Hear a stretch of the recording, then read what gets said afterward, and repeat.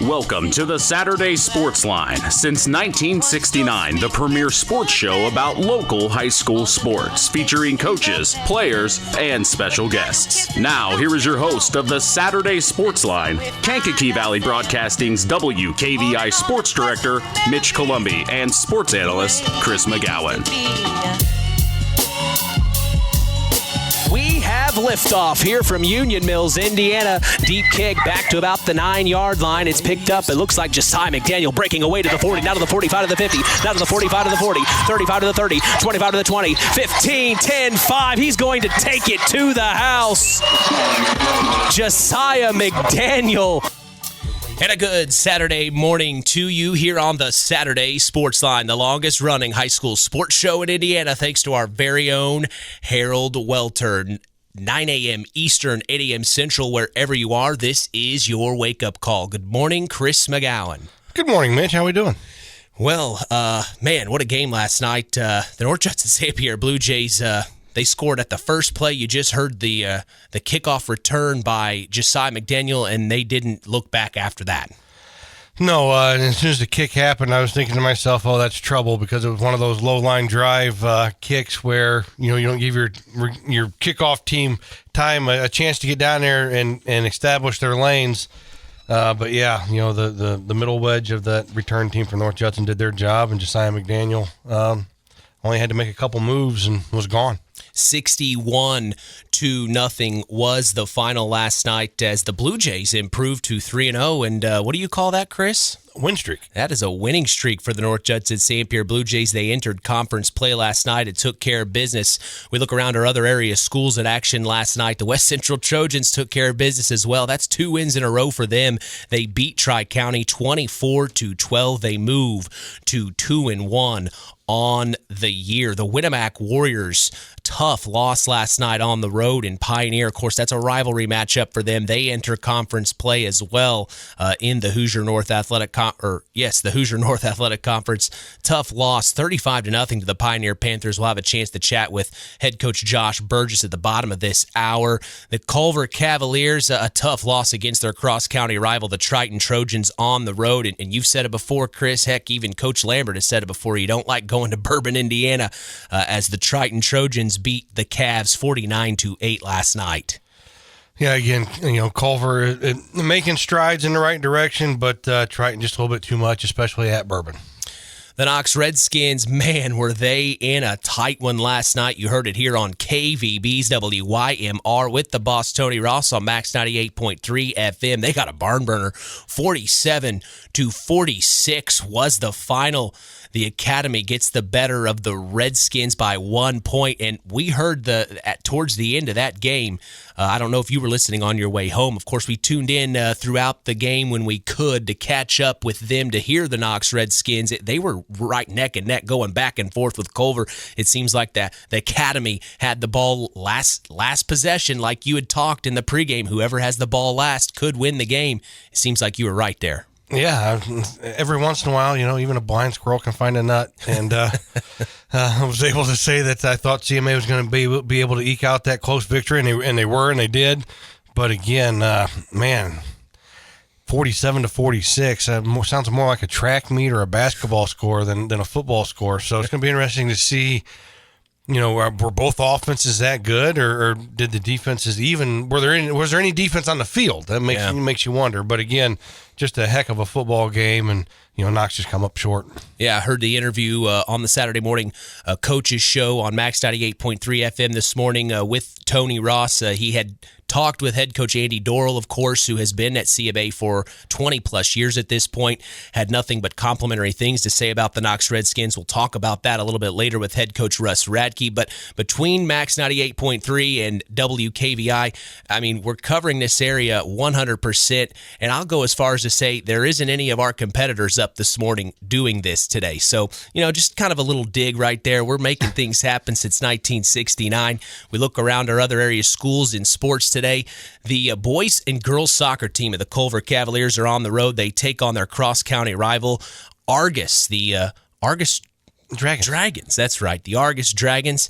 And then I also wanted to mention congratulations to senior Knox Redskin volleyball player, Peyton Spinagle, on being named the 2024 AVCA All-America watch list. Keeping an eye on that volleyball team. Of course, we'll have a chat with head coach Kaity Keiper in the second hour about Redskin Lady Volleyball. The Caston Invite is today. Several of our area schools are going to be competing in the cross-country invite today in Caston. Cross-country's in full swing. We'll have a chance to chat with Knox Redskin head coach James Adcock. Man, my mind's everywhere this morning. James Adcock, that is in the second hour as well. Now we'll transition to the North Judson-San Pierre Blue Jays with head coach Brett Lambert. A big win last night, Coach. You came in, you took care of business, and you kind of talked about it in the KVB Coaches Corner. You said, hey, we've got to come out and pretend like this is a normal game. We can't let any of the noise outside get into. We have to come in here and play Blue Jay football. And like we talked about a second ago, you did it right from the start. How did you feel about the beginning of that game? Oh, man, you can't not like the start of the game. Just taking that opening kickoff was pretty sweet. But just, before the game, I talked to the players about, there's, obviously a lot of expectations, for our team, and we have, in the state, and it doesn't mean a lot, but we are, we're ranked number one, and with that comes other teams, circling us on the schedule. So every team's going to try to get that opportunity to knock us off, and really, whether they're having a good year or not, make their year. So I told our guys before the game, just that, but I also told them that we've earned it. We've earned that number one ranking and that recognition based on the things we've done and the work that we've put in. So let's go out and show it. Let's show it every single Friday. So don't be tentative or scared of those expectations. Embrace it. Play every game with confidence, have a little swagger, and have some fun with it. And by God, they did. Well, I mean, it was really a fast-paced affair in the first quarter. From what I remember, I think it was 26 points there in the first quarter, right around there. I mean, when you're putting points up that quick, I mean, what's it like on the sideline? Are you guys able to adjust when you're going back onto the field as soon as you are? No, I mean, it's sometimes if you get in a game like that, I've been on the flip side of a game like that as well. It's almost more difficult sometimes coaching in a game like that because we did have the better team. So now you're thinking about, okay, how long do I play this guy? Who should I get? I want to try to get everybody some carries, but I don't want to get anybody hurt. There's just so many things that go through your head. Then you're looking around the sideline. Once you get later on in the game, did everybody play? Are we getting guys in there so we can get a good look at what they can do? Because I don't want to just put in like younger guys later on in the game and just run a basic ISO the whole time. I want to actually see them run our offense a little bit. So there's a lot of things that go into a game like that, and luckily we were in the position that we were the better team and we got to play everybody on the team, and I thought we had just a great effort from everybody. And it really, my probably favorite moment of the game was in the fourth quarter.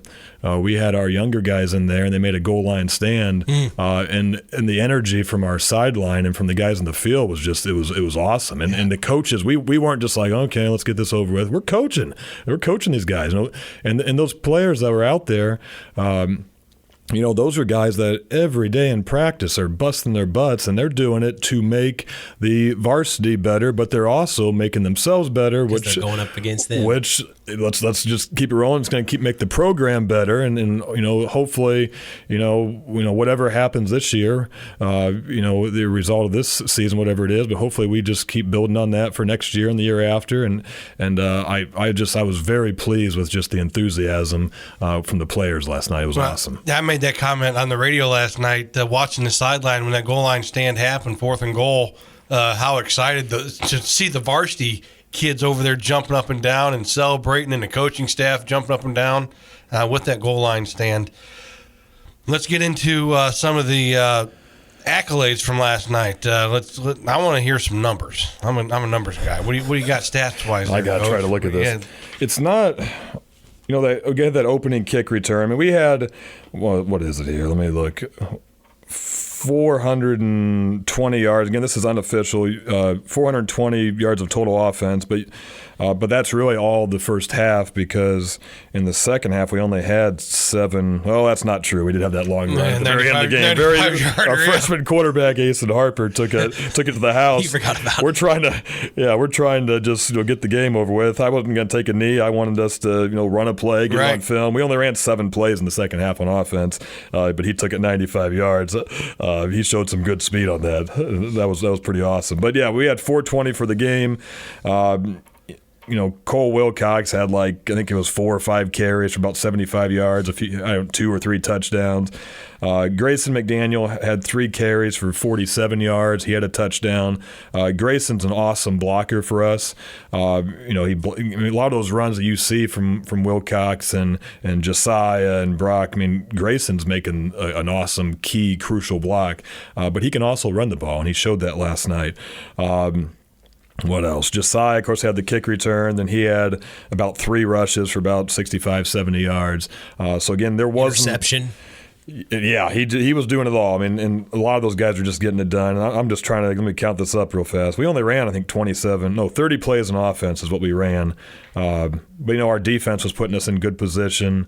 Just everybody came to play, and it was really nice. The defense. Just to go through those guys. Because I have to go through about 20 guys. I named the entire defense as the Ashley Derrickson 5-star player of the game. Okay, I didn't know that. That's all good. 11, and that's well deserved. And again, I talked about Coach McLaughlin doing a great job, with the defense, but Sanchez and Cozy Carr and Johnson on the D-line, but we rotate other guys. Hiddle plays quite a bit on the D-line for us. Christian Hiddle does a real good job. Linebackers, we got Brock Benson, Cole Wilcox, Trey McGowan. You got Grayson McDaniel. Then you got, Asen Harper came in there some, and Xander Nowak did a good job. Evan McGowan did a good job at linebacker. Those are all only for the linebackers, only 4 of them are starters, but there's 7 or 8 that are varsity guys that can do it. I got faith in them. Defensive backs, Aiden Christensen, Josiah McDaniel, of course, are playing the safeties, and then Logan Pratt and Ethan Hack have been doing a real good job at corner for us. And I like the fact that we got to see another team that can throw the ball last night in South Central, because we saw that against LaVille, and I really feel like 2 weeks in a row we stepped up to the plate with our defensive backs. We weren't perfect, but we were a lot better than we were in the scrimmage against Wheeler, which we didn't really prepare for, but we did give us some touchdowns in that scrimmage. And then Knox, of course, we had a couple wide open shots, and they got one of them for a touchdown. But I think our DBs are starting to really get focused in. Who is the DB coach? The DB coach is Coach Danny McGowan, and then Tyler Singleton actually helps him out as well. But yeah, Danny coaches the DBs. I'm just asking because back when I was in high school, if you got 3 interceptions in a game, pizza was bought for the secondary guys. Is that still a thing at North Judson? Well, we've raised the expectations. So I'm not quite sure what I don't know. Heck, there was a shutout too, so I don't know. Right. If I remember Coach O, sometimes they would get some pizza for a shutout. So, right. But again, I don't call the defense, so that seems like that's somebody else. That's got to come out of the coordinator's pocket. That's Danny's bank account. Yeah.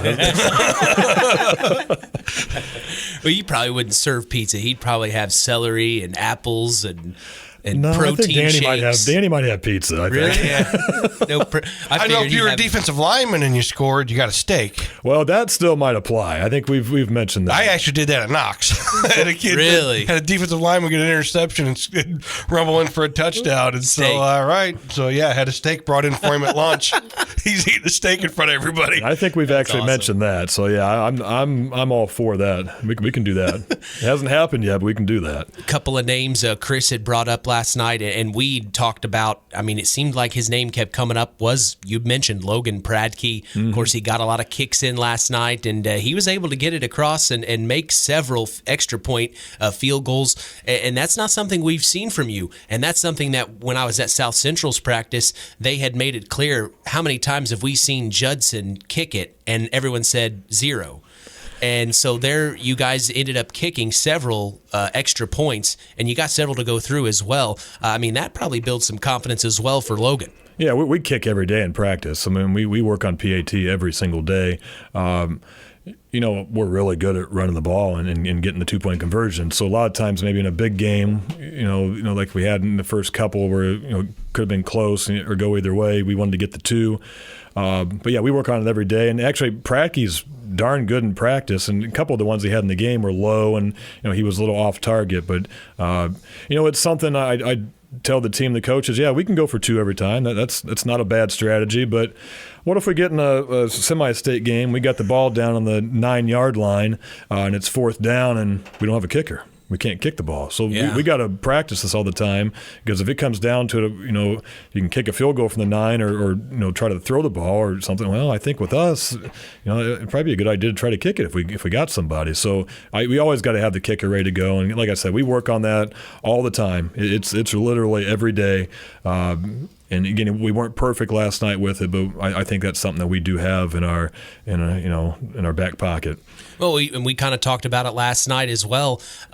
When you get guys time in varsity action, especially the guys that are going up against the starters, and you had kind of mentioned it, when you go up against these starters every day in practice, that's going to make you that much better of a player. And I think we saw a little bit of that out onto the field. It seemed like when the starters had left, the mayhem continued. Yeah, and then again, they take pride in playing, and then we talked about it, like I said, before the game, and then even at halftime, that hey, we don't expect a drop here in the execution and enthusiasm. Yeah, it might not be our varsity guys, so the talent might drop off a little bit, but the execution enthusiasm should be there, and it was. And that was a lot of fun. And just going back a step, you mentioned. Like Radtke, we got guys like I said, we only ran 30 plays last night. We have some very talented guys in that senior class, and like Josiah and Brock and Cole. So they're going to get their carries, and they've earned it, and they've worked their tails off to get them. But the unfortunate part is, you guys wouldn't believe if you saw Logan Radtke run the ball and Aiden Christensen. Those guys can run the football. So in the future, those guys are going to have, and they're going to have their opportunities this year, but those guys are very talented. Evan McGowan's very talented. Grayson McDaniel's not just a blocker. He can run the ball. So the cupboard's not going to be bare. I'm not talking about next year yet. I'm not trying to get too far ahead, but these guys, they don't have maybe the opportunities that maybe they would have gotten if they went to maybe somewhere else. Yeah, exactly. Right now, but they just happen to have some studs ahead of them. But yeah, they are talented, and Radtke's starting to show that. There's a reason he's back deep on kick returns, and he's our punt returner, and he's deep. That's not by accident. We're not trying to give the other guys a break. He can do it. That's why he's back there. Wow. And I think we're going to see him probably break a couple as the year goes on. All right. So last night's over with. North Miami coming into Liberty Field next week. Homecoming, right? It is homecoming. And they're coming in 3-0. Yeah, so again, I don't know much yet. I'll be honest. I get into it, late Saturday morning, afternoon, into Sunday. I start really breaking down the other team, but they are definitely improved. They knocked off Sheridan last week. And Sheridan had some big expectations coming in the year, so we got to be on our game. And again, it is homecoming; it's a home game. That's all great stuff. But we have a team that's got the same record as us, and they got a quarterback. Like I said, I don't know much about him. I know they got a quarterback that's built pretty well. He's about 205, I think. Been a starter for several years. Yeah, and that's the one thing. I think that some of those guys have taken some lumps over the past couple of years, but I think they got a lot of guys back. 2-year starter, maybe some 3-year starters. They got some seniors. One cool thing looking at their roster when they sent it, they have all their coaches and middle school coaches, administration. They have everybody listed, but they also have next to their name if they graduated from North Miami the year they graduated. And I thought that was really cool because if they had about 20 adults listed, like 16 of them are North Miami guys, and it really reminds me of us at North Judson.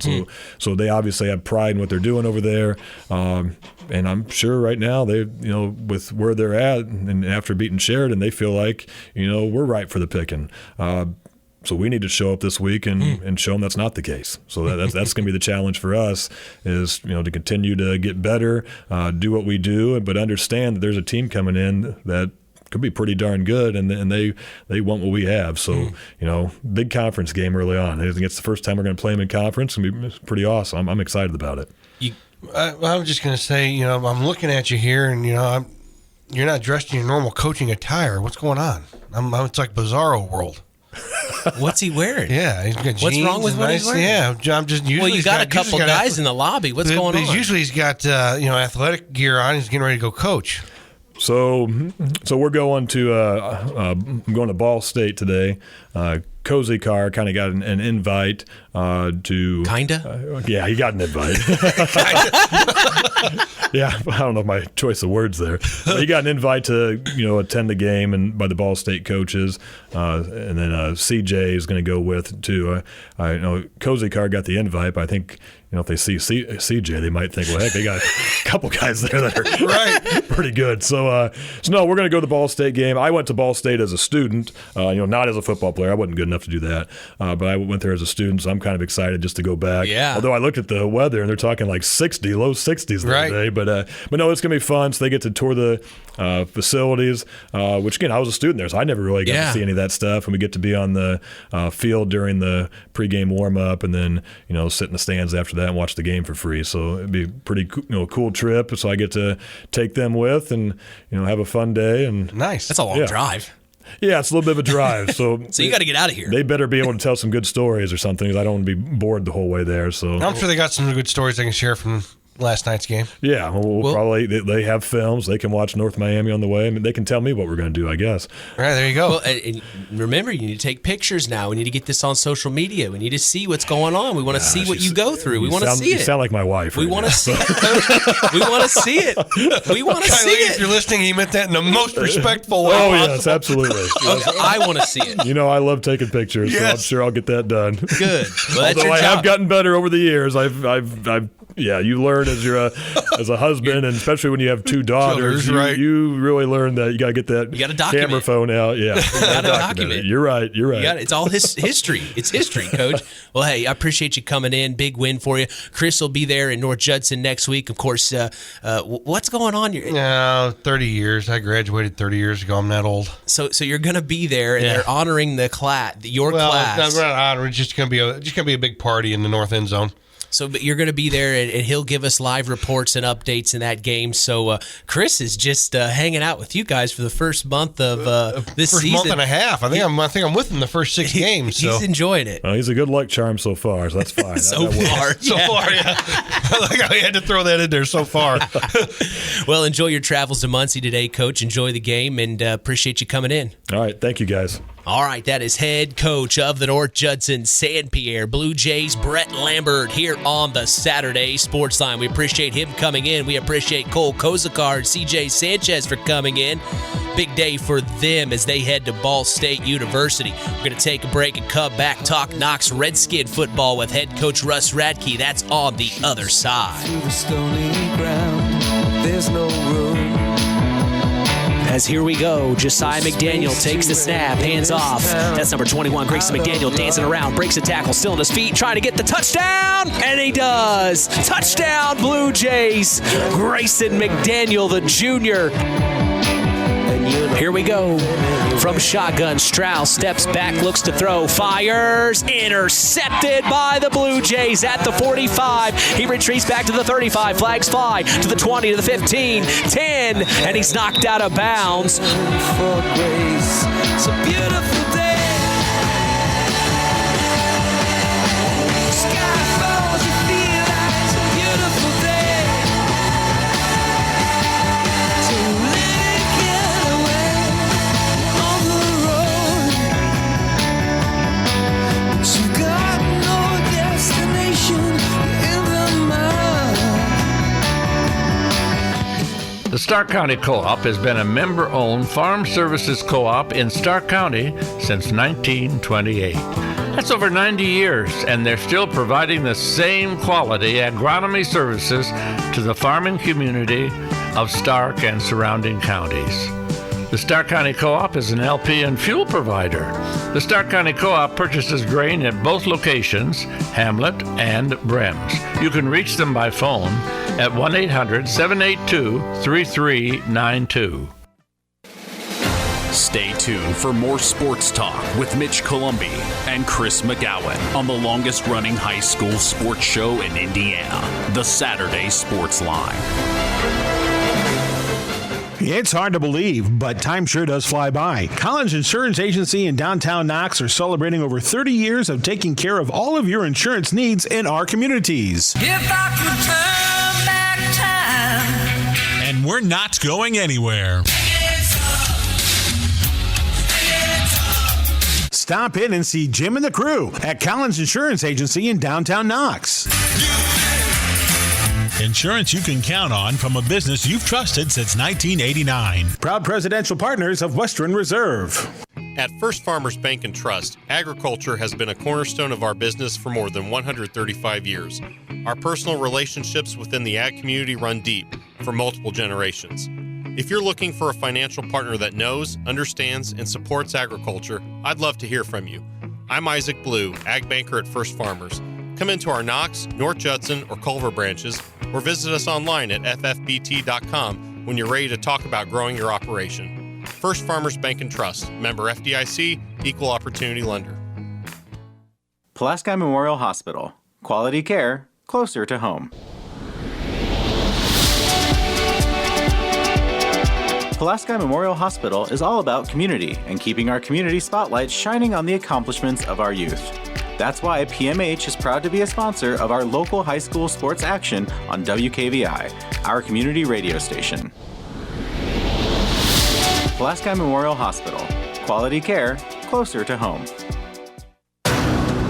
You're listening to Mitch Columbi and Chris McGowan on Kankakee Valley Broadcasting's WKVI. From the 50, the Blue Jays have it. It's a toss out to Cole Wilcox up the right side, across the 50, now to the 45, cuts up to the 40, now to the 35 to the 30, 25 to the 20, 15, 10, 5. It's another North Judson-San Pierre Blue Jay touchdown. Cole Wilcox. Back from the Pulaski Memorial Hospital studios, this is the Saturday Sports Line. Mitch Columbi along with sports analyst Chris McGowan. A great chat there with head coach Brett Lambert.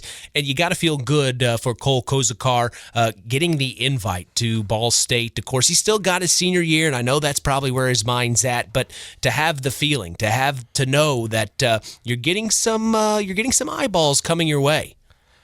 Well, yeah. Anytime you can make the cover of the Hoosier Indiana Football Digest. Yeah, Indiana Football Digest as one of the top 25 players in the state. You're going to get some eyeballs on you. Well, that's and he's for sure. smack dab in the middle of that right. picture too. You can't miss him. You can't miss him. So, but good for him, and we wish head coach Brett Lambert and the boys a safe travels to Ball State today. Muncie. It's a long drive. That's a long drive. I've been to Muncie from here once. That was last year with Sarah. Man, that is a drive. Of course, we went through one town that was James Dean's hometown here in Indiana. Fairmount? I did not know James Dean was from Indiana. You did not know James Dean from Indiana? What kind of a Hoosier are you? I didn't.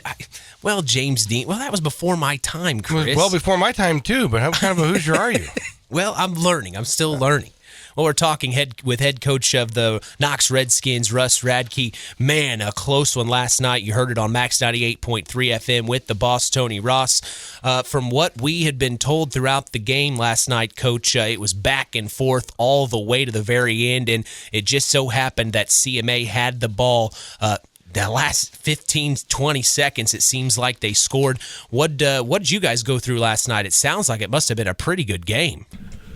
Well, it's a good game for fans, and I believe that both sides enjoyed themselves with immense.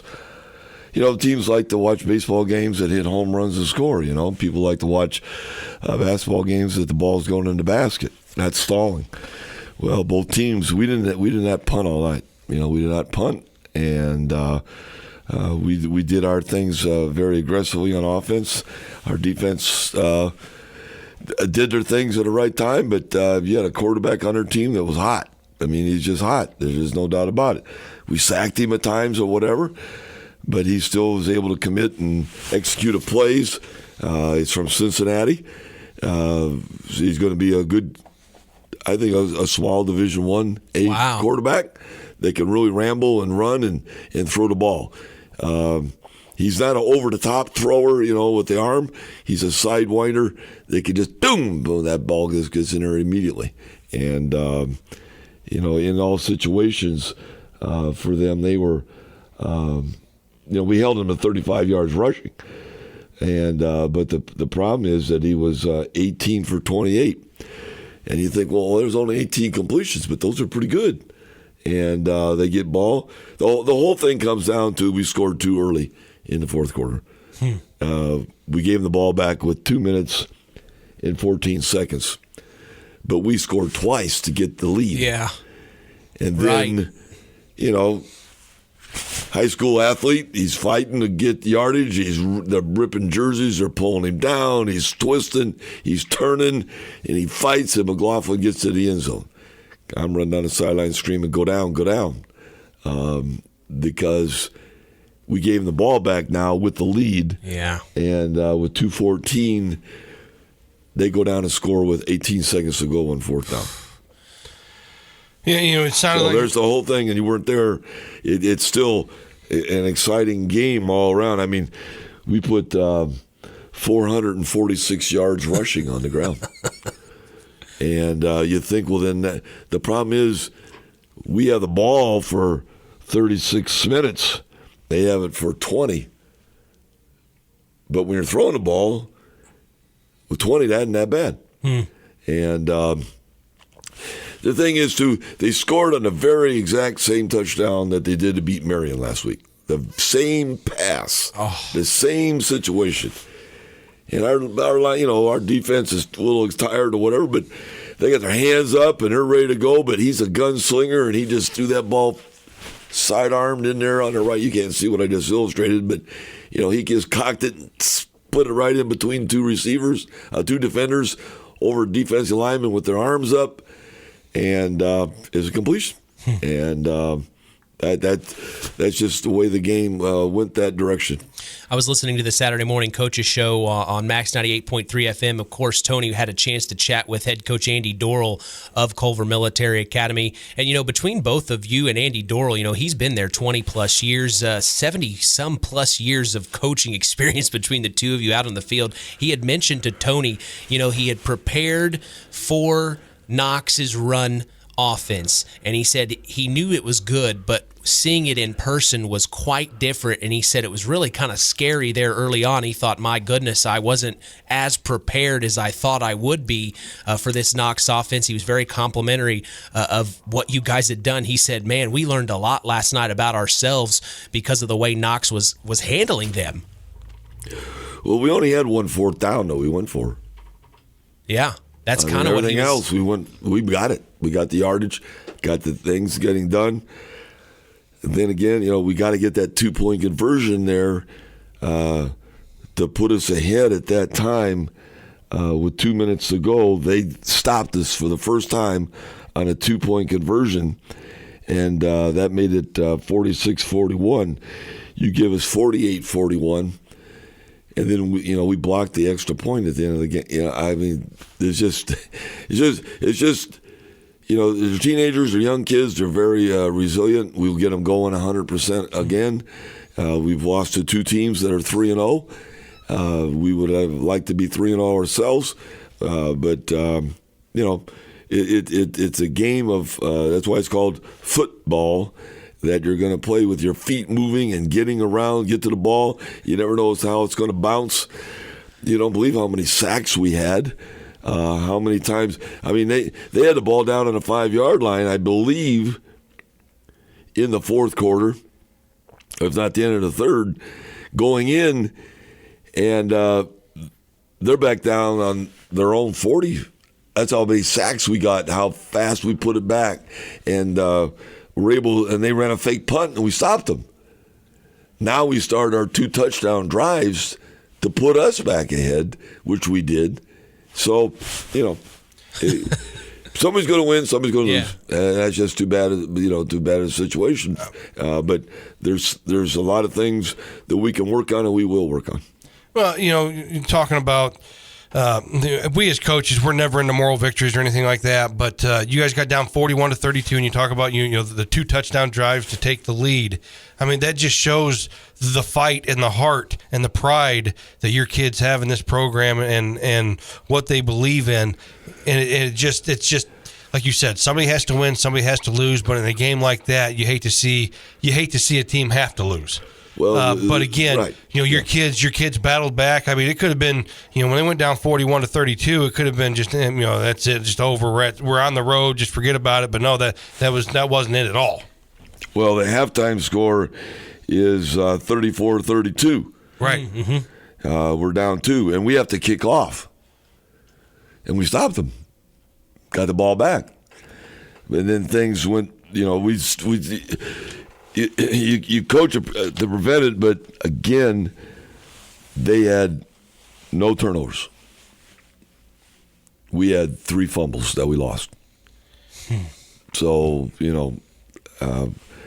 that's a rough situation, and it led to one of their touchdowns earlier, and it took a touchdown away from us. But I tell you what, when the touchdown got taken away from us on an inadvertent whistle, and the inadvertent whistle still gave them the ball, when you say it's an inadvertent whistle, and the referee said it's an inadvertent whistle, it should stay with you. Then it either we accept the play, which would have been the fumble, or you put the ball back and replay the play. There's a do-over in football. We have a do-over in basketball? No. Well, you can. There are some correctable errors that you can. Okay, we got to miss, but the ball's dead, and the free throws screw up or something. Yeah. But you can have a do-over, and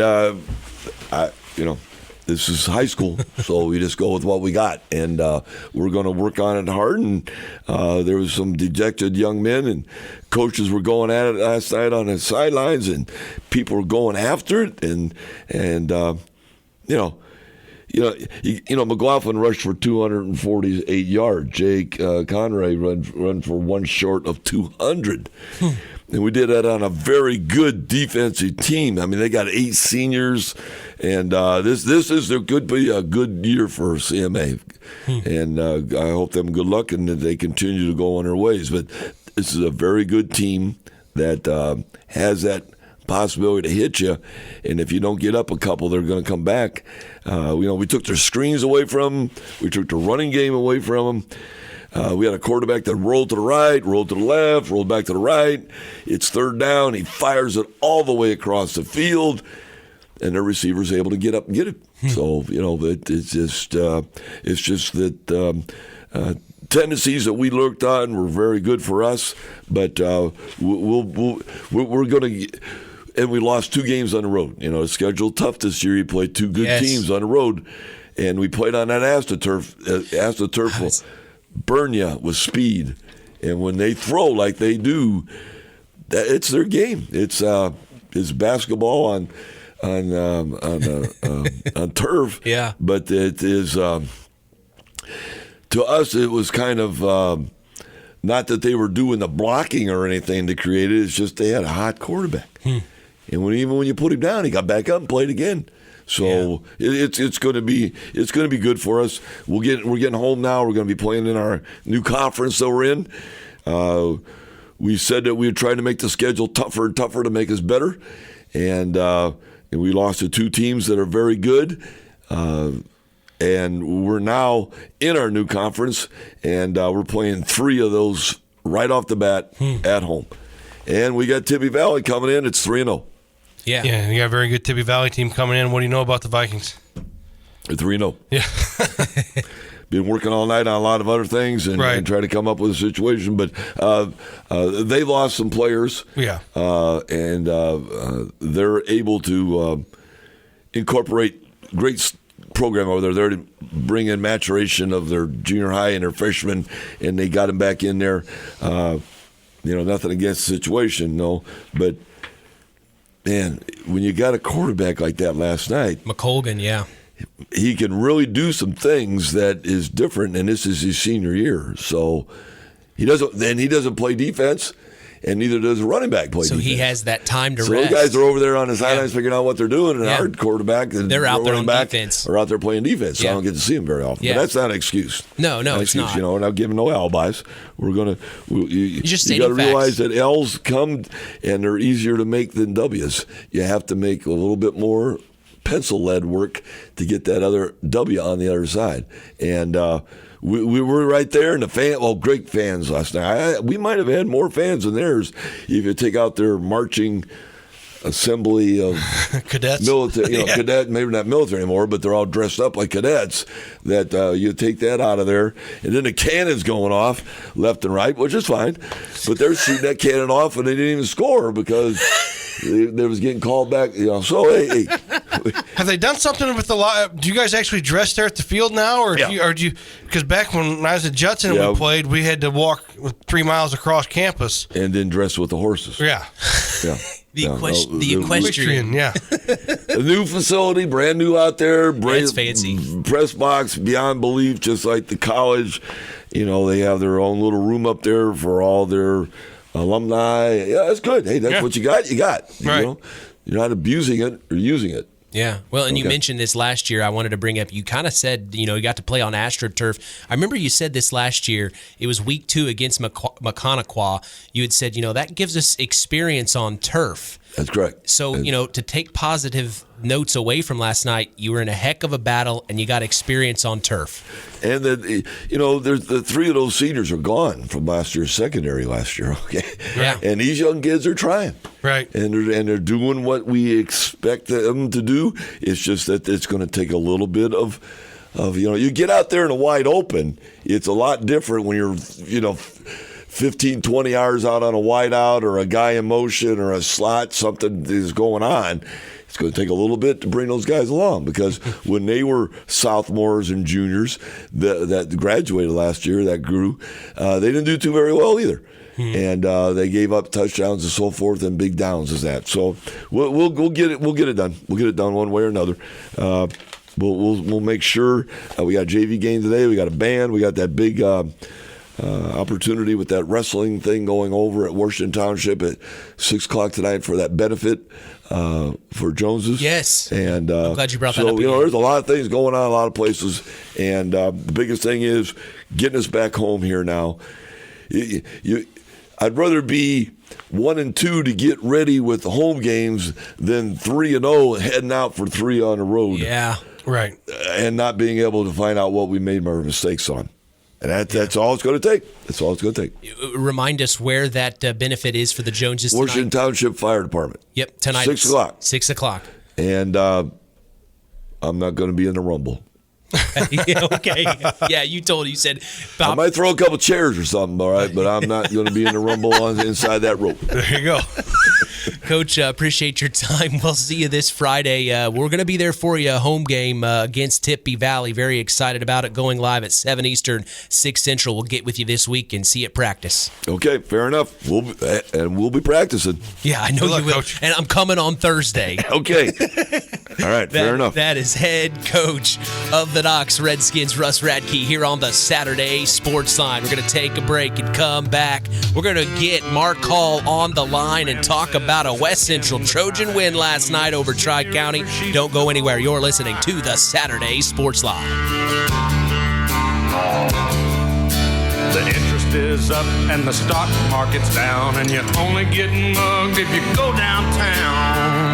Stroud takes the snap, rolls out to his left, fires deep down the left field sideline, and it is intercepted by the Blue Jays. It's number 5. That's Josiah McDaniel. He crosses the 50-yard line, and he's pushed out of bounds in satellite territory, and they intercept it yet again, Chris. And a country boy can survive. Country folks can survive. It's hard to believe, but time sure does fly by. Collins Insurance Agency in downtown Knox are celebrating over 30 years of taking care of all of your insurance needs in our communities. If I could turn back time. And we're not going anywhere. Stop in and see Jim and the crew at Collins Insurance Agency in downtown Knox. Insurance you can count on from a business you've trusted since 1989. Proud presidential partners of Western Reserve. Stay tuned for more sports talk with Mitch Columbi on Kankakee Valley Broadcasting's WKVI. At First Farmers Bank and Trust, agriculture has been a cornerstone of our business for more than 135 years. Our personal relationships within the ag community run deep for multiple generations. If you're looking for a financial partner that knows, understands, and supports agriculture, I'd love to hear from you. I'm Isaac Blue, Ag Banker at First Farmers. Come into our Knox, North Judson, or Culver branches, or visit us online at ffbt.com when you're ready to talk about growing your operation. First Farmers Bank and Trust, member FDIC, equal opportunity lender. Here's more with area high school coaches as we return to the Saturday Sports Line from the Pulaski Memorial Hospital Studios on K99.3. Judson will take the snap up the middle. It's Cole Wilcox, and he is going to waltz his way in for another touchdown. A big-time touchdown for the North Judson-San Pierre Blue Jays. Cole Wilcox, and it's 40-0 here in the first half. Back for more here in the Pulaski Memorial Hospital Studios. This is the Saturday Sports Line. Huge win last night for the West Central Trojans. That's 2 wins in a row for them as they beat Tri-County last night. The final of the game was 24-12. 2 in a row. We've got him on the line. It's head coach Marc. Good morning, Coach. Good morning. How are you guys? We are doing great. You know, we saw a big win last week in Culver. It had been since 2013 since you'd won on the road in Culver. You turn right around, you host Tri-County, and you take care of business. Tell us what happened from your point of view, Coach. Yeah, really the first quarter is about as well as you could have scripted it. We took the opening kickoff and went 7-8 minutes with the ball and finished it off with a Dre Villarreal touchdown, and then he had a 2-point conversion. And the negative of the first quarter happened on the kickoff. Unfortunately, one of our kids ended up breaking his arm last night and had to be taken to the hospital. But that would have been the only negative, because then when we went on defense, we forced Tri-County to go 3 and out and got the ball back, and then started our next drive, and that took us into the second quarter. Where Addison Hoover threw a touchdown pass to Felipe Bazan, and then Addison added the 2-point conversion, so we're up 16-0 at that point, and that's probably 8 minutes to go in the second quarter, and we've had the ball 2 times. So offensively, we were doing some really good things. Defensively, we've been doing good things as well, and Tri-County got the ball back there, and again, defense stepped up. We let them get inside the 20, and then we shut them down and forced them to go backwards after that point. So great defensive effort there. Had a shot. I was hoping we were going to get another score there before halftime. We'll get to about midfield and couldn't get anything going past that. So ended up 16-0 at halftime. They had the ball to start with. Defense came out, played really well again, and we were able to get a stop. Offensively, after they punted, we were set up with really good field position. Felipe Bazan returned a nice punt. I think we had a short field. I want to say like 30-something yards to go on that. And Addison Hoover added in a touchdown run, and then Jaden Miller added in a 2-point conversion. So we're up 24-0. I think there's about 7 minutes to go in the third quarter. And defensively, we continue to shut them down. Offensively, our next drive, we didn't get anything going on it. We moved it a little bit, but couldn't finish it off. Going into the fourth quarter, things are really looking good. At that point, up 24-0. We made another red zone stop. And then we had we had another injury with one of our guys got banged up. But he did come back late in the game, but it did definitely affect what we were doing on the night. We had to punt it away then. Actually, we turned it over on that one. We threw an interception. So we turned the ball over twice late in the game, and that's how they ended up scoring both times. It was off our turnovers, and they had a short field. So I think in the last 5 minutes, I want to say they scored both their scores off of turnovers that we had. So defensively played well overall. Offensively, we did pretty well controlling the clock, and that's one of the things we talk about wanting to do. But defensively, outstanding job by Connor Hoover, our outside linebacker, strong safety. On the night, he had 8 solo tackles, 9 assist tackles, so 17 total tackles of the night and 2 tackles for loss. Just was all over the place for us on defense. Johnny Rao, one of our other linebackers, had 13 total tackles on the night. Then Dre Villarreal had 10 total tackles for us on the night, and those guys were just flying all over the place, trying to slow down Tri-County's running game, because that's what they got a lot of big guys up front. They outweighed us by quite a bit on the front line, but our guys did a nice job of holding their gaps, letting the linebackers flow, and they were able to do a really nice job there. Jaden Miller, one of our defensive ends, added in eight total tackles as well. So just had outstanding efforts by multiple guys there. Landon Hughes had 1.5 sacks last night. So just great effort, great team win. We're very happy with our efforts from the guys last night. It allows us to start off the conference 1-0, which is where we want to be at, because one of the things we've discussed is we want to win that conference championship again. So we have to get the first one to be able to start ourselves down the right path. Yeah, great start to the conference. The thing I'm looking, am I reading your schedule right? You're at Cascade next week? Yes, we are at Cascade next week. How did that come about? Well, that came about because when we set out, all right, so Lake Station was who we had played week 2 last year. But when Culver and Winamac's conference changed, they lost the 2 and then added 2. They changed their schedules around to make all their conference games last half of the year, so that only made weeks 1 and 2 available for them. So in order to play Winamac and Culver still, we asked Lake Station to bump to week 4, which they play Indianapolis, Washington next week. At Indianapolis, Washington, but they didn't want to get out of that one until next season. So next season we'll play Lake Station week 4, because we had previously been playing them week 2. So when we put out that we needed a week 4 for this year, there's only really 2 responses that we got, and it was Hamilton Heights was one of them. Oh, that's okay. That's one of my teams. And then the other one was Cascade. Hamilton Heights is way south. Yeah. Those are only the options, so it wasn't a whole lot to pick from.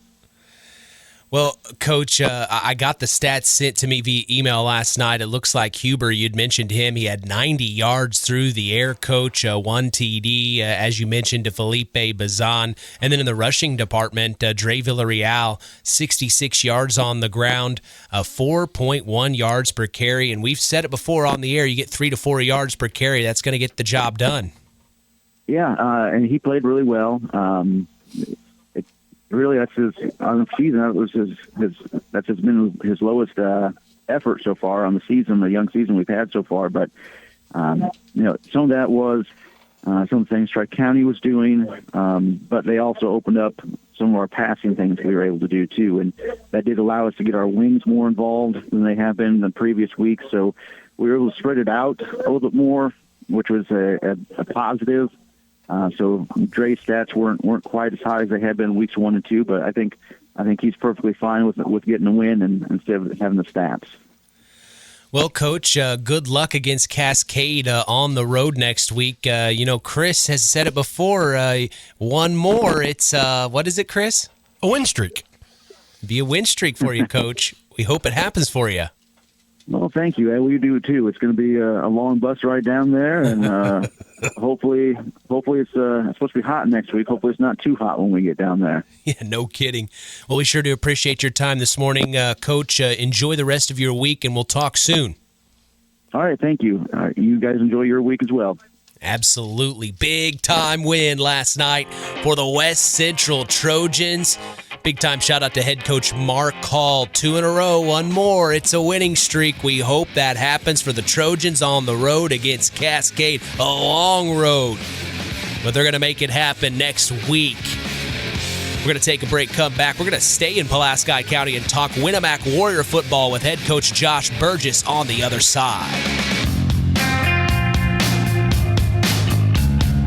From shotgun, Josiah McDaniel. Brock Benson to his right, takes the snap, pulls the handoff. Now he's going to keep it himself up the right side, across the 40, now to the 35, still on his feet, to the 30, now to the 25, cuts back over, now to the 20, 15, 10, 5, touchdown Blue Jays! Josiah McDaniel, Houdini. I don't know how he got through, but he made the touchdown happen. Did you see that, Chris?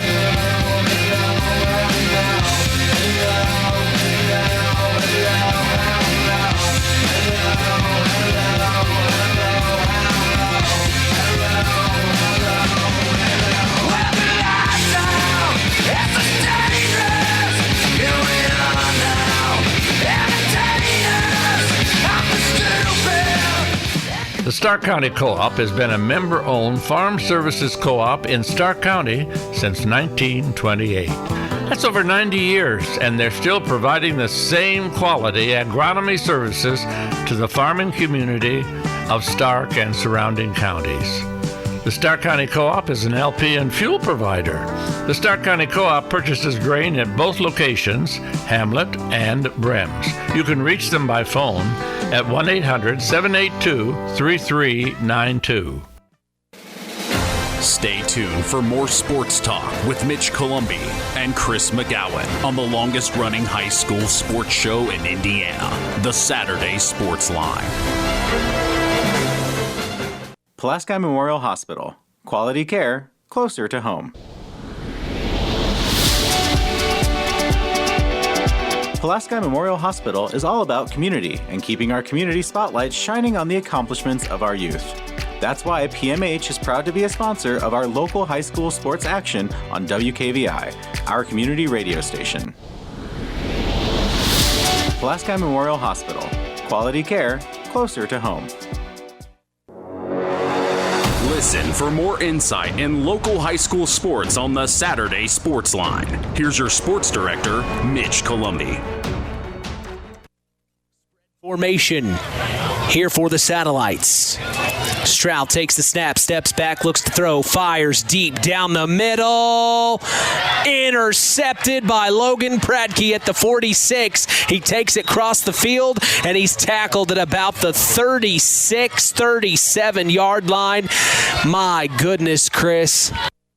Back from the Pulaski Memorial Hospital studios, this is the Saturday Sports Line. We are talking Winamac Warrior football with head coach Josh Burgess. We have him here in the flesh. Good morning, Coach. How are you? Good morning, guys. How are you guys? Yeah, I'm doing pretty good. We kept an eye on that game in Royal Center. Of course, that's never an easy place to play. That's one of your rivals. You stepped into the Hoosier North Athletic Conference matchup last night, 35-0. Tough loss for you guys, but walk us through the game and what you saw. Yeah, I was a little concerned going in. We had a good week of practice. We really did, but we didn't play last week. Right. And, Pioneer obviously coming off that tough loss to Knox, they were obviously going to try to get some things figured out, and I think they did. And we knew what Pioneer was. They're physical. They get after it in the run game. And I thought especially early they really got after us physically. And I didn't think we responded very well early. Actually, defensively got off to a pretty good start. We got them stopped on a 3-and-out the first series, got the ball back to our offense, but just couldn't get anything going offensively.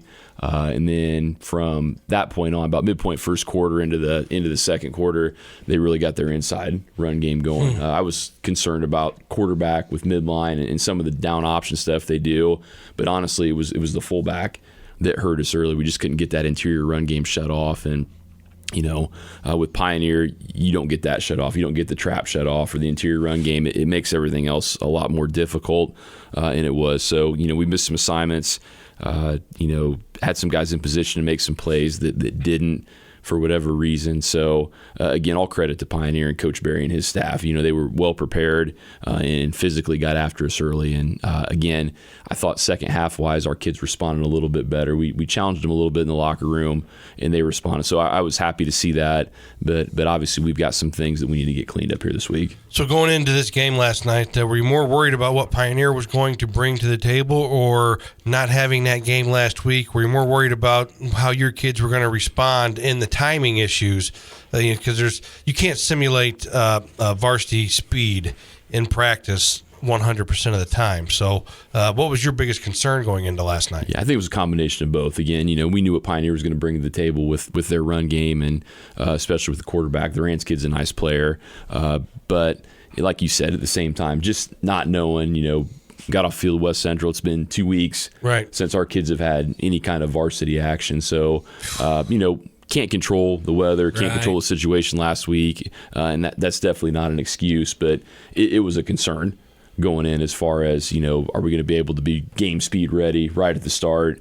And I don't think, especially up front, we were right at the start. Well, and I'm sure in the back of your mind, you're also thinking Pioneer gets beat badly by Knox 57-6. You knew that they were going to bring everything that they had coming into the following week just because out of respect for themselves, you had to assume they were going to probably amp it up a little bit. Yeah, like I said, Coach Barry and his staff, they know what they're doing down there in Royal Center. So I knew they were going to have their kids ready to go, and especially with them being back at home, they were going to respond, and we needed to match that. And, I thought at times we did, but I thought at times we didn't necessarily. So, again, credit to them. Can't use that week off or that quote-unquote bye week as an excuse. We just have to make sure that we're doing a little bit better as far as our preparation. And I thought our preparation was good this week.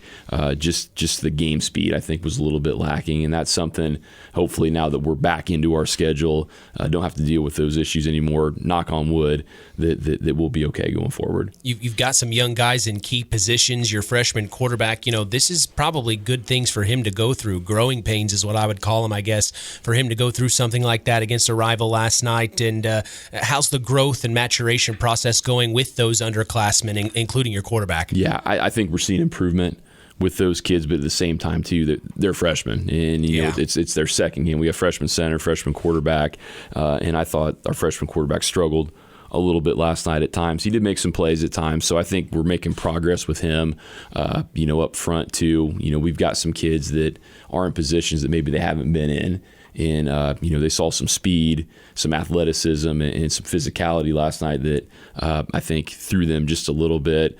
On both sides of the ball, I thought offensive line and defensive line, we struggled early. But at the same time, the second half, I thought we settled in. Hadn't played very well. It was, I don't know, we were getting close to the end of the second quarter. It was 14-0. I thought, hey, if we can get in 14-0 at halftime, we're getting the ball. Maybe we can get some things corrected. We got Pioneer into a third and long situation. They ripped off a counter, and we had guys in position to make the play. We just didn't. So gave up a long, probably about 20 or 30 yard run on third down. They get in and score. We get backed up. Don't get anything done offensively. These are timeouts. We turn the ball back over to them, and they put a nice little drive together with a touchdown pass. So it goes from 14-0 to 27-0 going into halftime, just like that. And, those are the things that we've talked about with our kids in the situation. Hey, things maybe aren't going as well as what they should, but we can't compound the issue by giving up points late in the half as far as not executing on both sides of the ball. So again, I saw some things second half effort wise that we can build on, and we're going to need to build on as we look forward to Culver coming in this week. I was going to say, you're back at Rowdy-Bush Field next week. You got the Culver Cavaliers coming into your place. What do you know about the Cavs? I know Coach Foust, sometimes their numbers aren't what they would like them to be, obviously. But one thing I do know, their kids are going to play hard. He and his coaching staff do a great job with what they have. Haven't watched a lot of film yet. Just got that film exchange late last night. But, the quarterback's in the second year of the system. I know they've got a kid in the height kid that hasn't played, but he's pretty athletic on the outside. The Binion kid runs hard. So offensively, they present some challenges. A little bit different look than what we've seen. West Central, obviously, with their option attack, more of a run game. Pioneer with their wing tee and some of the midline they mix in, a little bit different. Culver's going to try to run the ball, but they're going to do it in a different way by spreading you out a little bit with some different formations. So defensively, we're going to have to get some things figured out and make sure we're ready to go. And then offensively too, they'll play a 4-4, I would imagine, but they play some 50 at times. So up front, again, we're going to have to adjust to those different looks and get some things done. So just kind of going back to last night too, it was a struggle for a lot of our kids. Defensively, I was happy with Hayden Taylor. He's a junior corner for us that this is really his first year starting. Had another interception last night, had one against West Central. Got involved in the run game with some tackles too. So I thought he took some steps and improved. Talon Garner, is solid for us always. Maybe he didn't have quite the night that he thought he needed to, but at the end, 7 tackles, couple tackles for loss, and then out of the secondary, Addison Allen, Ethan Burgess got involved in the run game and filling stuff there. So we got some positive, and offensively too. We Tierson Wolford, I think, ended up about 70 yards rushing. So. Again, he's working his way into fullback there. So we've got some guys that are playing okay. We just need to get more consistent with everybody to have the success that we want. And I'm assuming, it's something that was probably said. It's just one game. It's just one game out of the season. There's a lot more work to do. They've been up against adversity. The kids have the last couple of weeks. So, maybe this little bad taste in their mouth gets them a little energized coming into practice this week. Yeah, and I think we've got some guys that are starting to figure out what it means to be Friday night football players. So, and we knew going in that was going to be the case this season. We want to win every game. You guys have heard me say that before. Right, we're as competitive as everybody, but at the same time, our goal is to get better every week and improve every week, and we want to be playing our best football by the time Week 10 rolls around. So, we've got games on our schedule. It's kind of hard to believe we're about a third of the way done with the regular season, especially. It's flying already. But, we've got some games where we need to show improvement. And if we do that week to week and get into that tournament, playing our best football, we're going to be okay.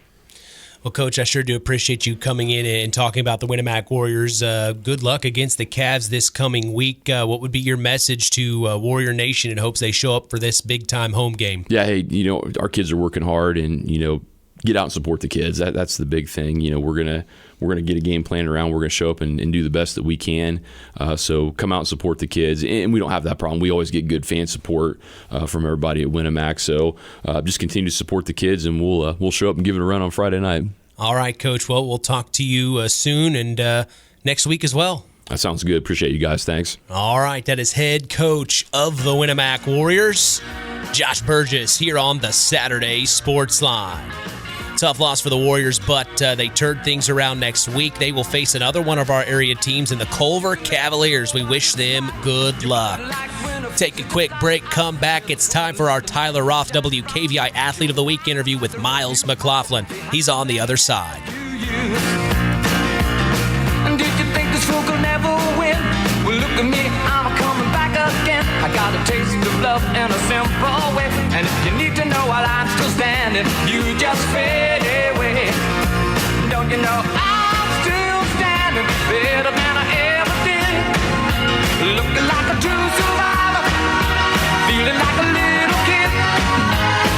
And I'm still standing after all this time. One of our hometown businesses here in our area in Monterey, it's LAP Waste. Being able to recycle is one of our main goals at LAP Waste. Being able to say that we only take about 8% of our trash to the dump is pretty impressive for us, and we hope to keep building on that. We service an 80-mile circle from Monterey. If you have a small job, big job, or just have a one-time, we are here to make a difference in this area. And that phone number, Kirby? 574-542-4019.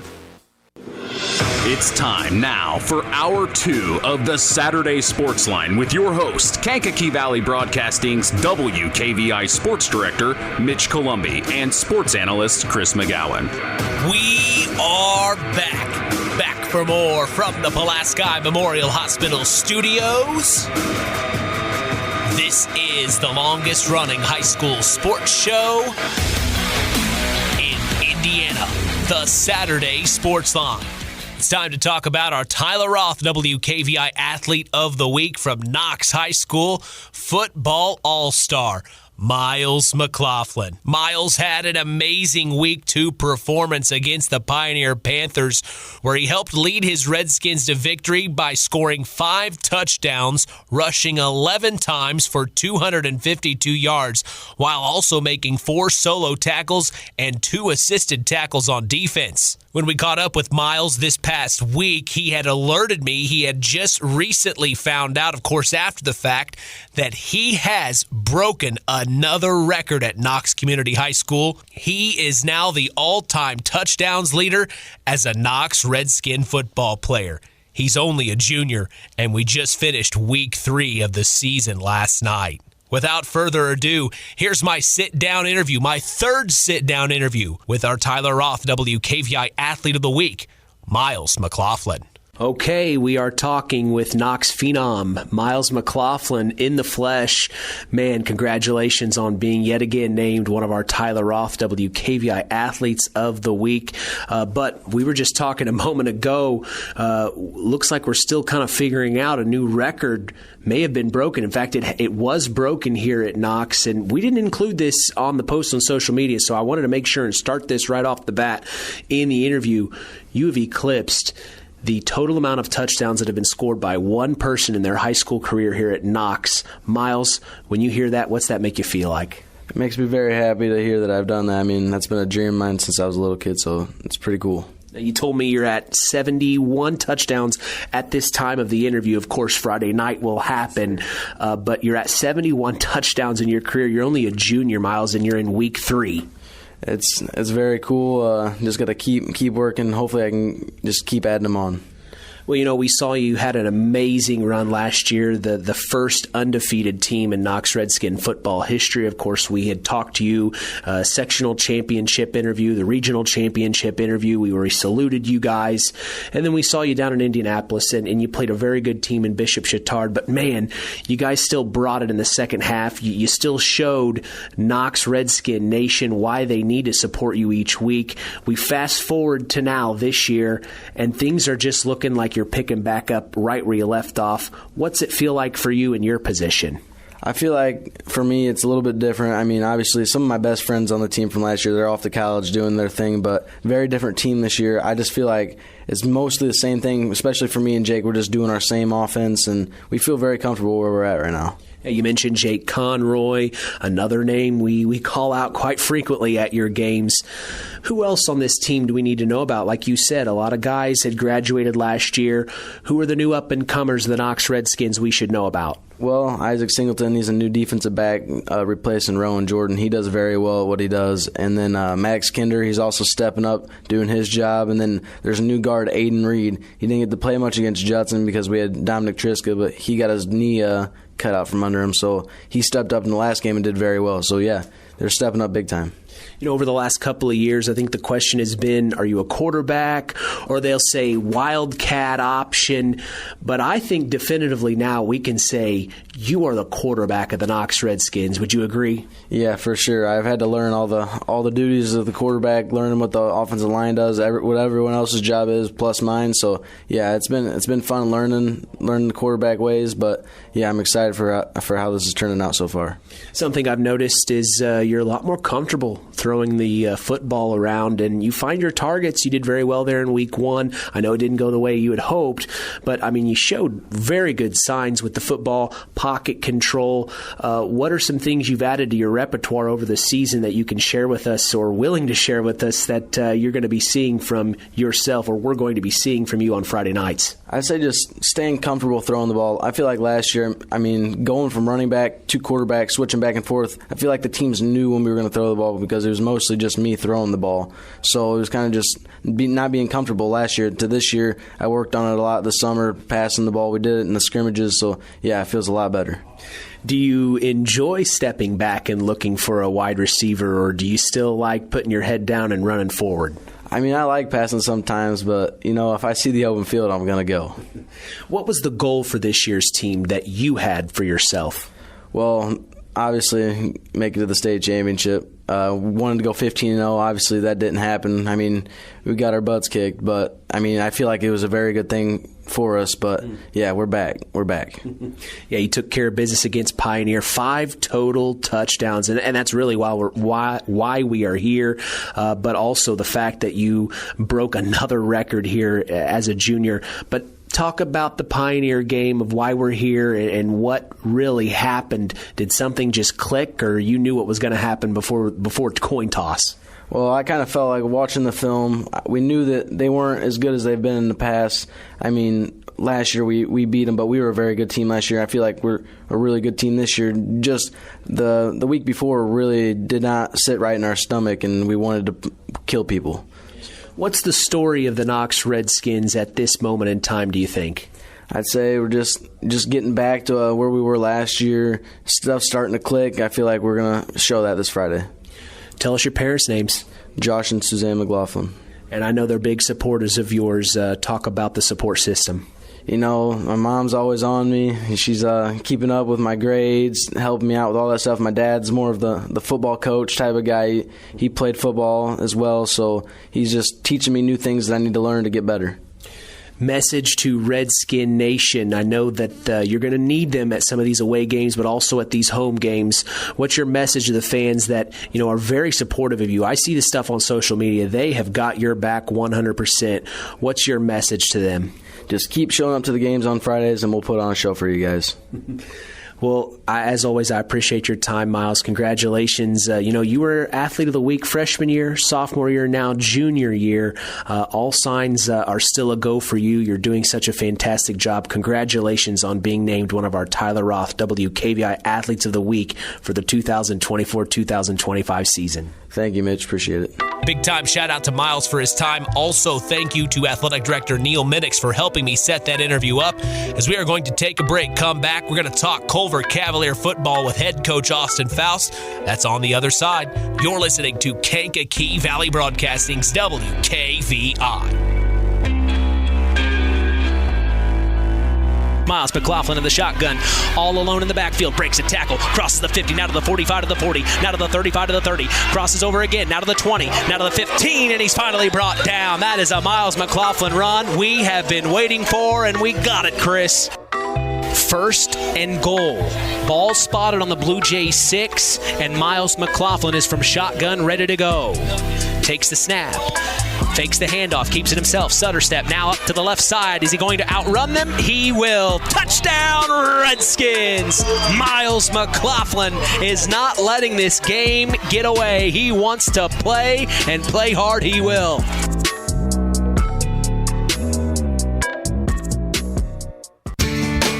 The Stark County Co-op has been a member-owned farm services co-op in Stark County since 1928. That's over 90 years, and they're still providing the same quality agronomy services to the farming community of Stark and surrounding counties. The Stark County Co-op is an LP and fuel provider. The Stark County Co-op purchases grain at both locations, Hamlet and Browns. You can reach them by phone at 1-800-782-3392, the Stark County Co-op. It's time now for more local sports talk from the Pulaski Memorial Hospital studios of Kankakee Valley Broadcasting and worldwide on WKVI.com. We are back here for the Saturday Sports Line, the longest running high school sports show in Indiana. We have a chance to catch up with one of our area teams. It's the Culver Cavaliers with head coach Austin Foust. Tough loss last night against their one of their cross-county rivals, the Triton Trojans. 49-8 was the final, but I have a feeling that's not the whole story, Coach.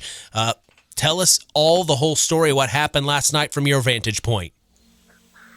Yeah, again, it was one of those where we knew it was going to be a tough game for us. We were going to be a little bit outmanned up front and what they kind of like to do. And, they want to just run right down your throats and ISO and things. We did some things to try to take that away and force them to get on the edge. And, good news is we forced them to get on the edge. Bad news is we didn't tackle very well when they got on the edge. So that was kind of the big, real kind of concerning thing all night. That kind of let the score get a little bit away from us as we just couldn't get off the field and we couldn't tackle, which I thought week 1 we did a pretty good job tackling. I thought week 2 we weren't bad. We just didn't have it last night for whatever reason. So that's probably the big concerning thing. And, I told the guys before the game, football's pretty simple. If you can block and tackle and score more points than the other team, that's all you got to do. And we didn't do any of those three very well last night, but we responded out of the half, and Tony Summers on the opening kickoff caused the fumble and recovered it, and then about 6-7 plays later, we had Ethan Binion rushing touchdown and a pass, a 2-point conversion from Jonas to his brother Caleb. So, was pleased with our response and our effort and attitude the whole game, though. Coach, we've talked about it with Chris before. He hates Bourbon, Indiana. So we've talked to other coaches. They don't like going to Bourbon, Indiana to take on the Triton Trojans. There's just something in the air there from what Chris has said. To just the weird stuff that happens. I mean, it's just bizarre. You got, you're dressed, you got to walk across the parking lot to get to the field. It's just crazy. I mean, I can't describe it, but there's always something that happens that you're just like, what in the world? Yeah, it's different. That's for sure. Yeah, the walk across the parking lot. I guess I did have a first. It was nothing to do with Triton, but it was the first time in my coaching career that I didn't get to call a coin toss. The referee just brought the coin out and said, Triton, your tails, Culver, your heads, and threw it up in the air, and it landed on heads. So that was a first, but it worked out in our favor, I guess. So, yeah, I guess weird things do happen at Triton. It is a different field, but they got a nice facility where everything's right there, and the field is a little weird as far as I don't know if they had a little more water and stuff. There was a couple times kids make cuts, and it would kind of look like how my golf game looks after I take a couple whacks at the ball. It is a nice facility though, where everything's right there. Unfortunately, like I said, we just wish we would have played a little bit better, to make all that weirdness even better. I can't get over the fact that they didn't let you decide whether you wanted heads or tails. He actually just come out and said, Triton, your tails, and Culver, your heads, and threw it up in the air, huh? Threw it up in the air, yeah. Before, like I said, and I assume I don't know if it was because they say tails never fails. It failed last night and worked out in our favor. I don't know if it was because Triton is a T and tail starts with T, if that's how it works or not. But yeah, it was me and Coach Whitaker kind of both looked at each other while the coin was in the air, and wow! But it was over before any of us could even decide, almost even process what happened. So, but that was a first. That's crazy. Yeah, definitely have to check on the rule book on that. I mean, it doesn't sound like it's not wrong, but it just sounds like it's not right. That's definitely not right. Yeah, it's definitely not right. It just doesn't feel. I don't know, Coach. That's a Bourbon, Indiana. Yeah, that's all you got to say. Let's put that one on the back burner. Yeah. Next week, you travel to Winamac. What do you know about the Warriors? Yeah, obviously, they're a younger team. I think kind of like us, searching from things. Obviously, they got a big win against their rivals in West Central. Sadly didn't get a game in against Frontier because they couldn't find officials, and had to play a good Pioneer team last night. And obviously. Know Josh over there really well, and he has those kids, and it's going to be the standard, obviously, at Winamac while Josh is there. The kids are going to play hard. They're going to be aggressive, and we're going to have to match that intensity, especially going back on the road, and it's going to be whatever team can make the fewest mistakes. They're going to come downhill defensively, so we got to be prepared for that and handle that a little bit better than what we did last week. And I think they got a really good quarterback. I know he's a freshman, but he's athletic, and to me, he's improving. And we're going to have to be ready to stop some jets and tosses and things, and we got to be able to tackle. Again, we just didn't do that very well last night. So we got to do those things so we can put together a better game and hopefully have a good outcome for next Friday. We talked to West Central. They had a couple injuries, one of which was a broken arm. We hate hearing. Did you guys get out of that game unscathed? Yeah, as far as I know, we're still healthy-ish. We're down. Isaiah Vela got hurt last week and still not back yet. We're just kind of, I guess, waiting on some results and things, and so we'll find out what his status is. But yeah, other than that, as far as I know, we're healthy. Good. Well, hey, that's all that matters, Coach, and you're heading to Winamac next week. We wish you good luck. Should be a great battle. Two of our area teams clash there. Good luck this coming week in preparation, and we'll talk soon. Yep, sounds good. Thanks, guys. We appreciate it. Absolutely. That is head coach of the Culver Cavaliers. It's Austin Foust here on the Saturday Sports Line. We're going to take a break and come back. You won't want to miss this interview. It's head coach of the South Central Satellites, Buzz Schoff. He's on the other side. He's here in the flesh. We'll talk with him on the other side. Don't go anywhere. That's an issue, but I'm okay. Tell your friends it was nice to meet them, but I hope I never see them again.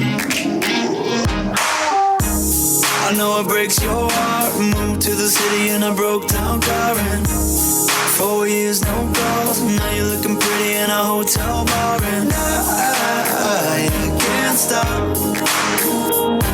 No, I can't stop. So baby, pull me closer in the backseat of your Rover that I know you can't afford. Bite that tattoo on your shoulder. Pull the sheets right off the corner of the mattress that you stole from your roommate back in Boulder. We ain't ever getting older.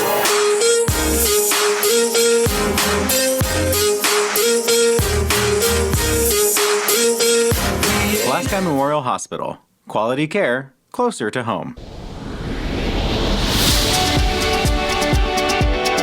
Pulaski Memorial Hospital is all about community and keeping our community spotlight shining on the accomplishments of our youth. That's why PMH is proud to be a sponsor of our local high school sports action on WKVI, our community radio station. Pulaski Memorial Hospital. Quality care closer to home. Let's continue the conversation with area high school coaches and more on the Saturday Sports Line. 3rd and 10 on their own 41.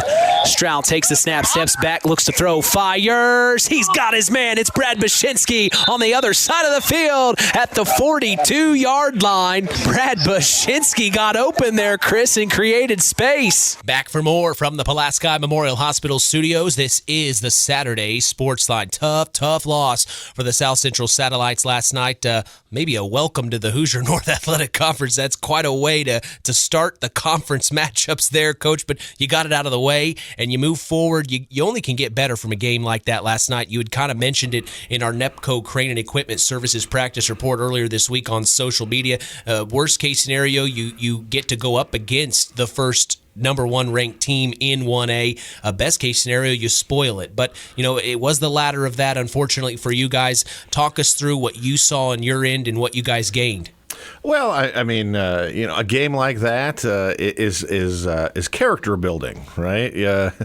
You learn a lot about yourself when you are down 55-0.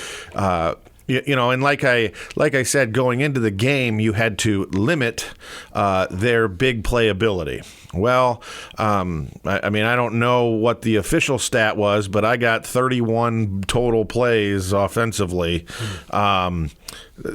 So that's, you're averaging 2 points a play at that point. So that's not limiting the big play. But, like I told our kids at halftime, at some point you just got to, you got to start playing for a little bit of pride, right? Your parents are watching you, your girlfriend's watching you, your friends are watching you up in the stands.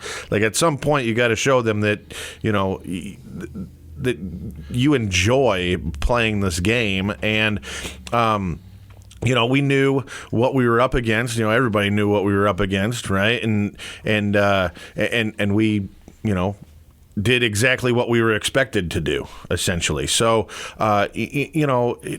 North Judson is probably going to win that game 10 out of 10 times.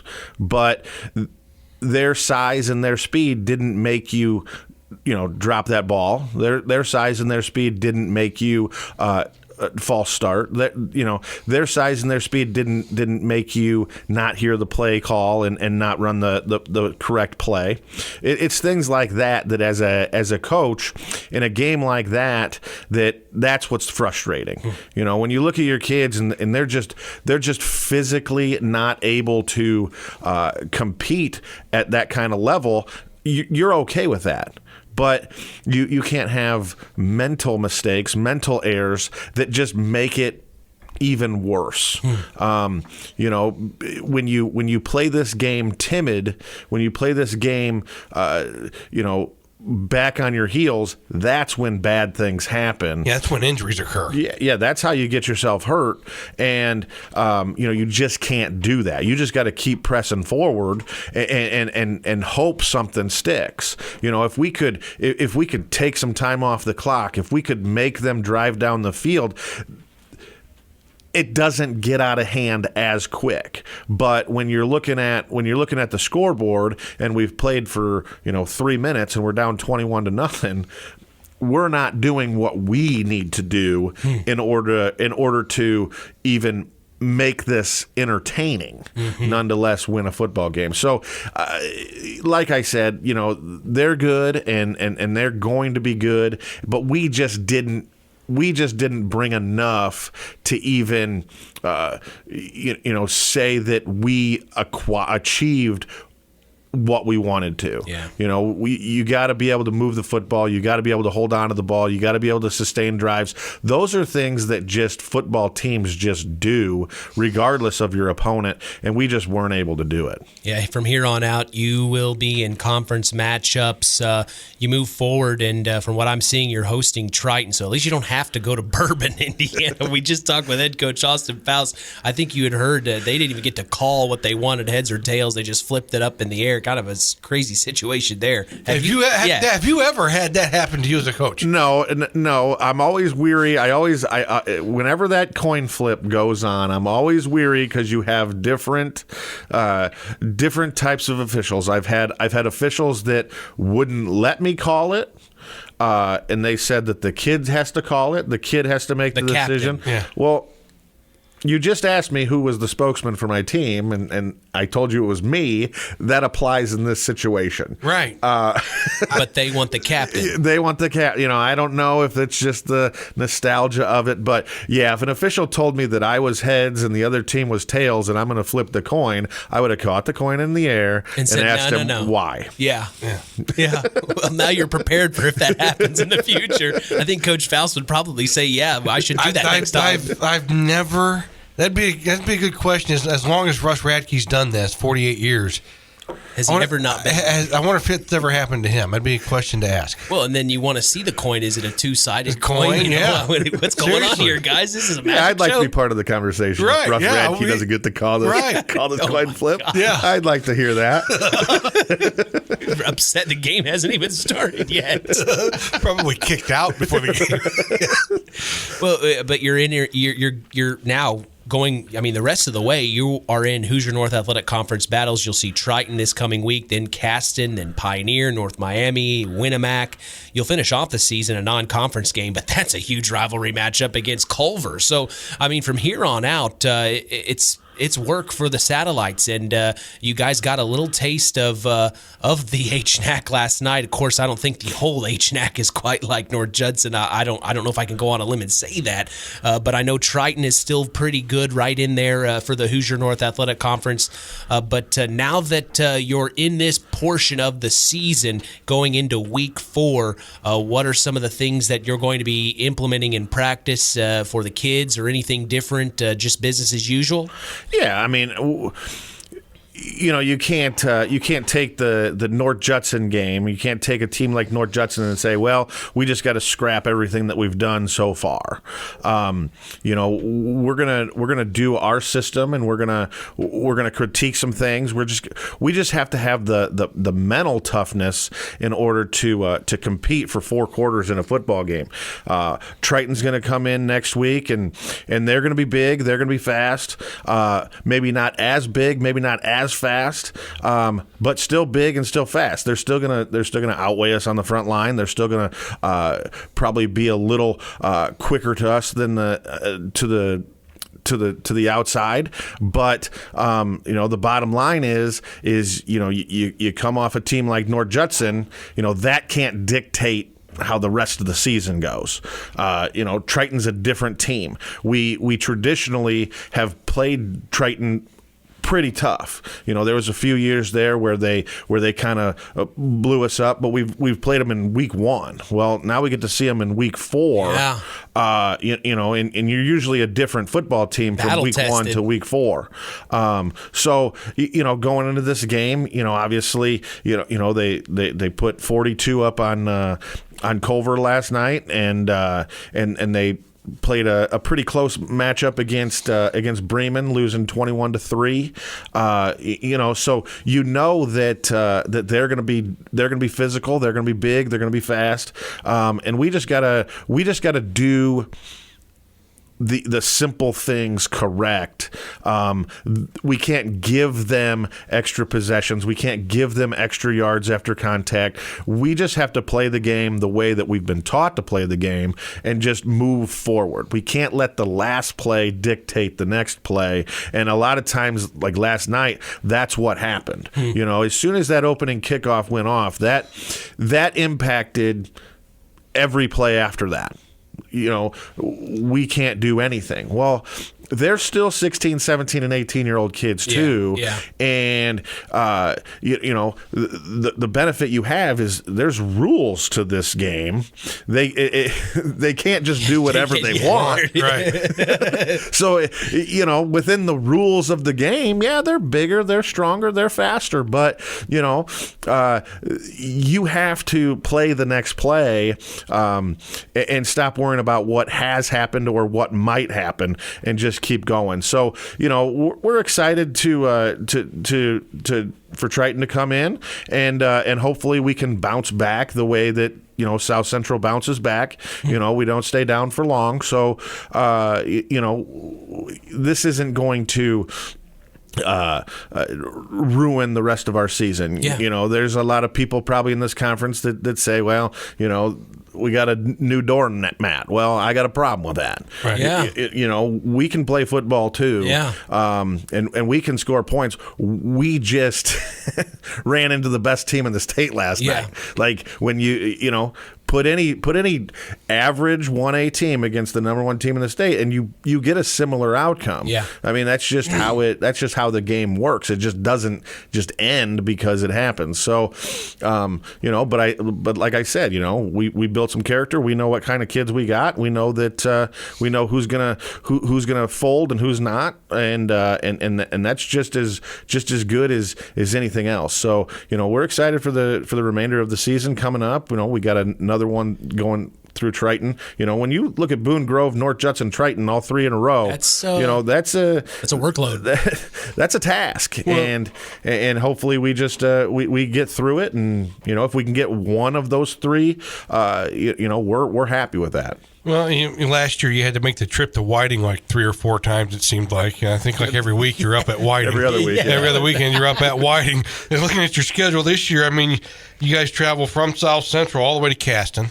Yep. Which is going to be a heck of a haul. And then I look a couple weeks after that, and then you got to go even further south to North Miami. So, you might want to talk to your AD. And now the nice thing about that is every other year you're going to have both those teams at home. You won't be making that travel, but to make that travel twice in 1 year, that's and I think when they set the schedule, they set it in a strategic way.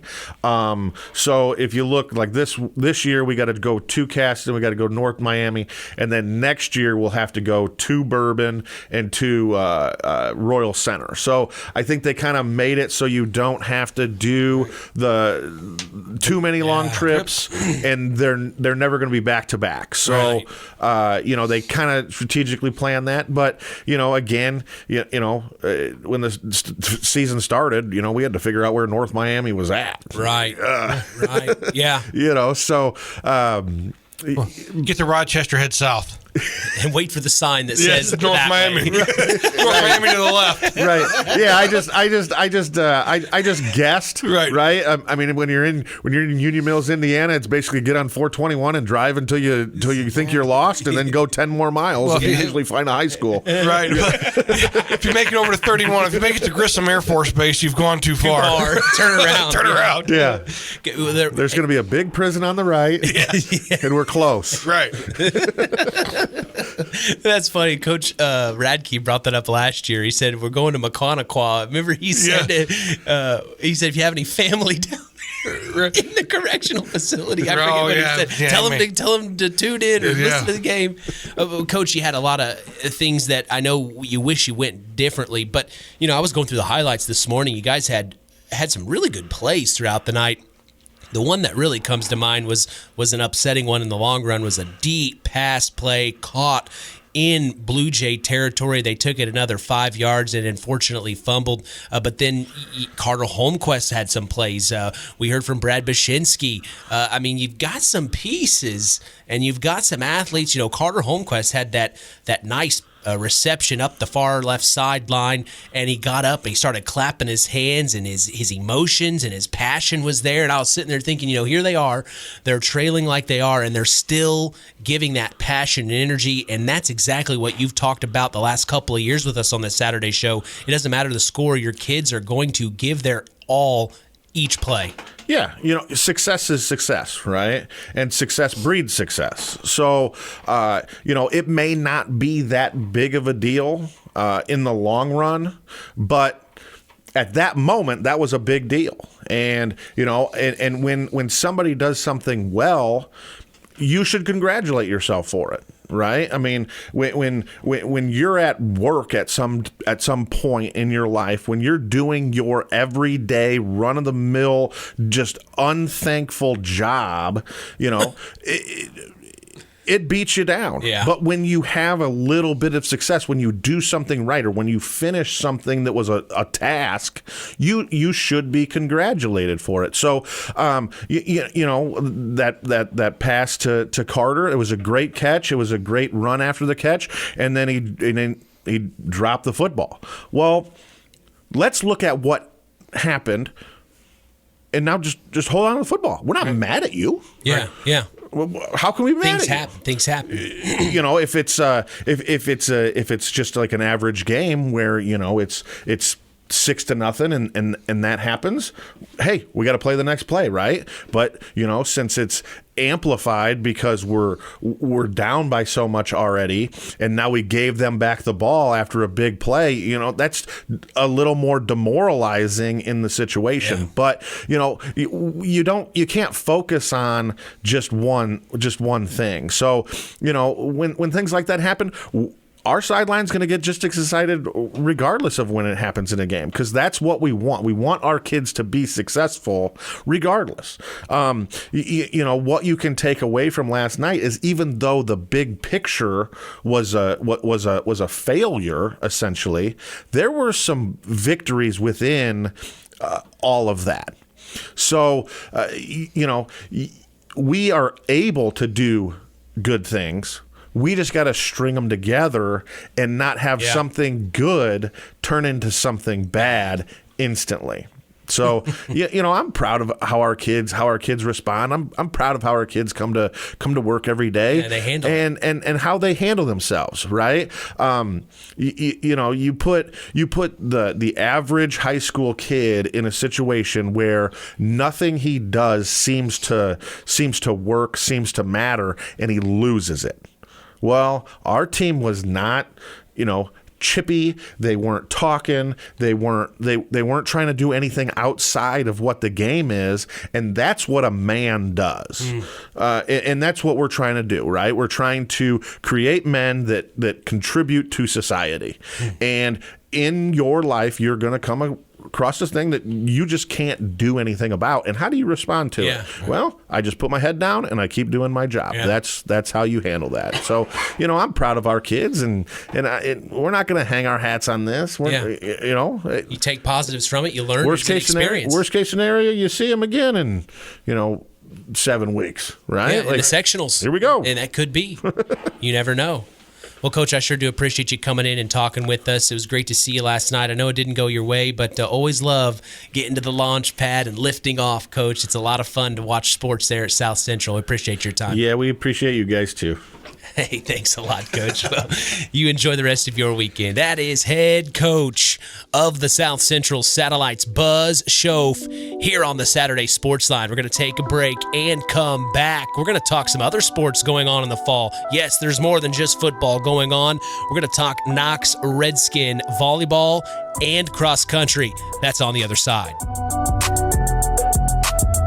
40 seconds to go in the third. Stroud from shotgun takes the snap, steps back, looks to throw from his own end zone. He fires, and it's caught. Oh my gosh, to the 25, to the 30, now to the 40, now to the 45, to the 50, and he's brought down. A big time pass play, and I believe that was Carter Holmquist on the reception. What a play by the Satellites.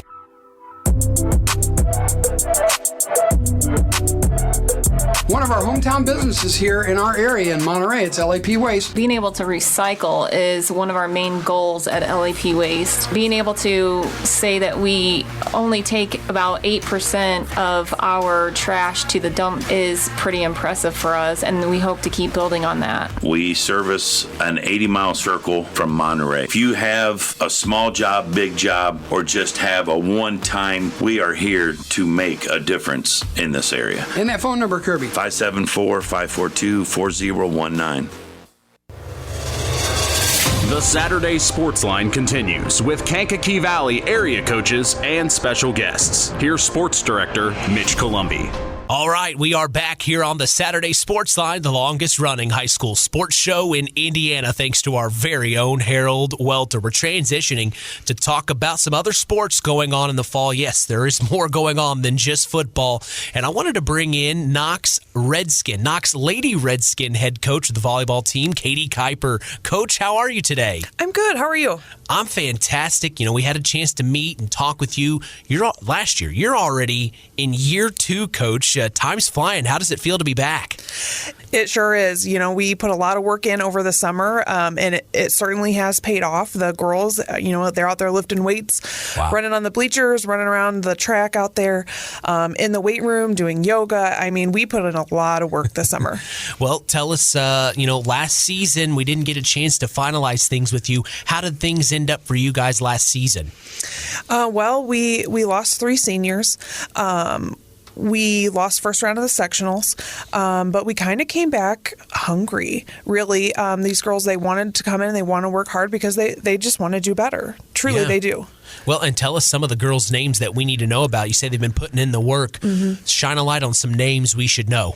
So I've got 6 seniors that they did not miss a single thing this summer. We had Grace Wackel, Sam Howard, Joanna White, Peyton Spinagle, Rose Webb. I mean, those girls, they come in and they work hard, and they want to set a tone for the Redskin volleyball program. That's what I'm trying to create. That's the kind of the legacy they want to leave, because they want to do better. They want to jump higher. They want it. Yeah. Well, and not only are you a coach here at Knox, you're also a teacher at criminal justice. Man, you've got to be pretty busy. You guys, do you have any help, assistant coaches? Yes. I have a new JV coach this year, Darby Bell Adcock. You might know her from Pastor Adcock. Yes, of course. That is her father-in-law. She kind of runs my workouts for me. She took a huge chunk off my plate. We kind of, as a coaching staff, you do what you're good at. She took it over, and I mean the girls bought in and they worked hard. And then I've got Sherry Wackel. I would not be the coach that I am today without Miss Sherry Wackel. Wow. She's a teacher here too, and we got a great staff. I kind of chose Darby because of who I am as a person. I know my strengths, and my strengths are her weaknesses, and my weaknesses are her strengths. So we make a great team there. No, well, we also talked last year about your goals that you had for year 1, and also you kind of talked about your style of volleyball that you like to see played out onto the court. Mm-hmm. Has that changed any at all coming into this second year? And talk about some goals that you have. So my goals were my offense, right? I'm a big offensive person. I'm also a big person, so defense was never my real forte there, but my offense has really kicked it up. I've kind of I tried to set hitting percentage goals, and we're doing okay, not great, but what I've started doing the last week or two is setting specific kills per game, really. Mm-hmm. And Rylan Jordan, she is a junior, and she has really, really, I mean, she wants to hit that goal, and she has. I think putting that in her hand, like, you have to do this for us to be successful, she has absolutely stepped up to the plate. I mean, we went from getting like 8 kills a game at the beginning of the season, and now we're at 37. Oh my. And the girls have just really, I think that's kind of what they needed, were those specific offensive goals. And we really we take a lot of time during film sessions to look at this and say, hey, I'm a black and white person. So I'm like, hey, here's your stats. This is where you're doing well, and this is where you aren't. And you need to step it up in this category, or I'll find someone else who will. So that's kind of what I'm I mean, they are really absorbing it, and we're taking time to look at that stuff. What are some things that you've learned along the way? Not only are the girls going through, learning curves, I'm sure you are as well as a head coach. Yeah. What are some things that you've picked up on that maybe you can share with our listeners? It's not always sunshine and daisies. No. There's a lot of hard work that goes into this behind the scenes. What are some challenging things that you've had to deal with you can share with us? Interesting dynamic of the team, I would say. I've got 6 seniors, 6 juniors. But with the injuries, I've had to play freshmen a lot. I've got Maddie Hinshaw. She's a freshman. I've put her in there, and I mean, she has really, really stepped up to the plate. It's not easy to come in there as a freshman, especially with these older girls they've all been playing for years together. And then to come in as a freshman, freshmen kind of get that doe-eyed look. And she's really, really stepped up. And I told her she doesn't necessarily look like a freshman all the time. So I'm very proud of that. Well, you said last year things didn't end quite the way you'd hoped. Mm-hmm. What's the next step? What's something that you hope happens, or what is maybe something the 6 seniors are hoping that happens here? Well, I would say our record does not necessarily reflect who we are as a team. We have a pretty tough schedule, but the thing that I'm most proud of as a coach, every single game that I have played in, and even some of the summer stuff, the coach comes up to me after the game, shakes my hand and says, "Coach, I don't know what you're doing, but you're doing it right. These girls do not look like the same team as they did last year. You're making the right improvements. You're making the right adjustments. You can tell the girls are buying in." And, that is encouraging when you don't have a winning season, to hear that positive feedback, especially from your opponent. And I tell the girls that every day. I'm like, people see how hard we worked, this summer, and how much effort you give. Yeah. And I think that's a huge part of it. What would be your message to Redskin Nation in hopes they come out and support your girls? As it stands right now, we have not played a conference game. We're in a brand new conference. We play each conference team once at home and once away. And with this new conference, and then which leads to a new sectional, right? We're down to 2A now. We're hosting sectionals this year. Wow. And every game we have gotten better and better. We just played Westville last week in 5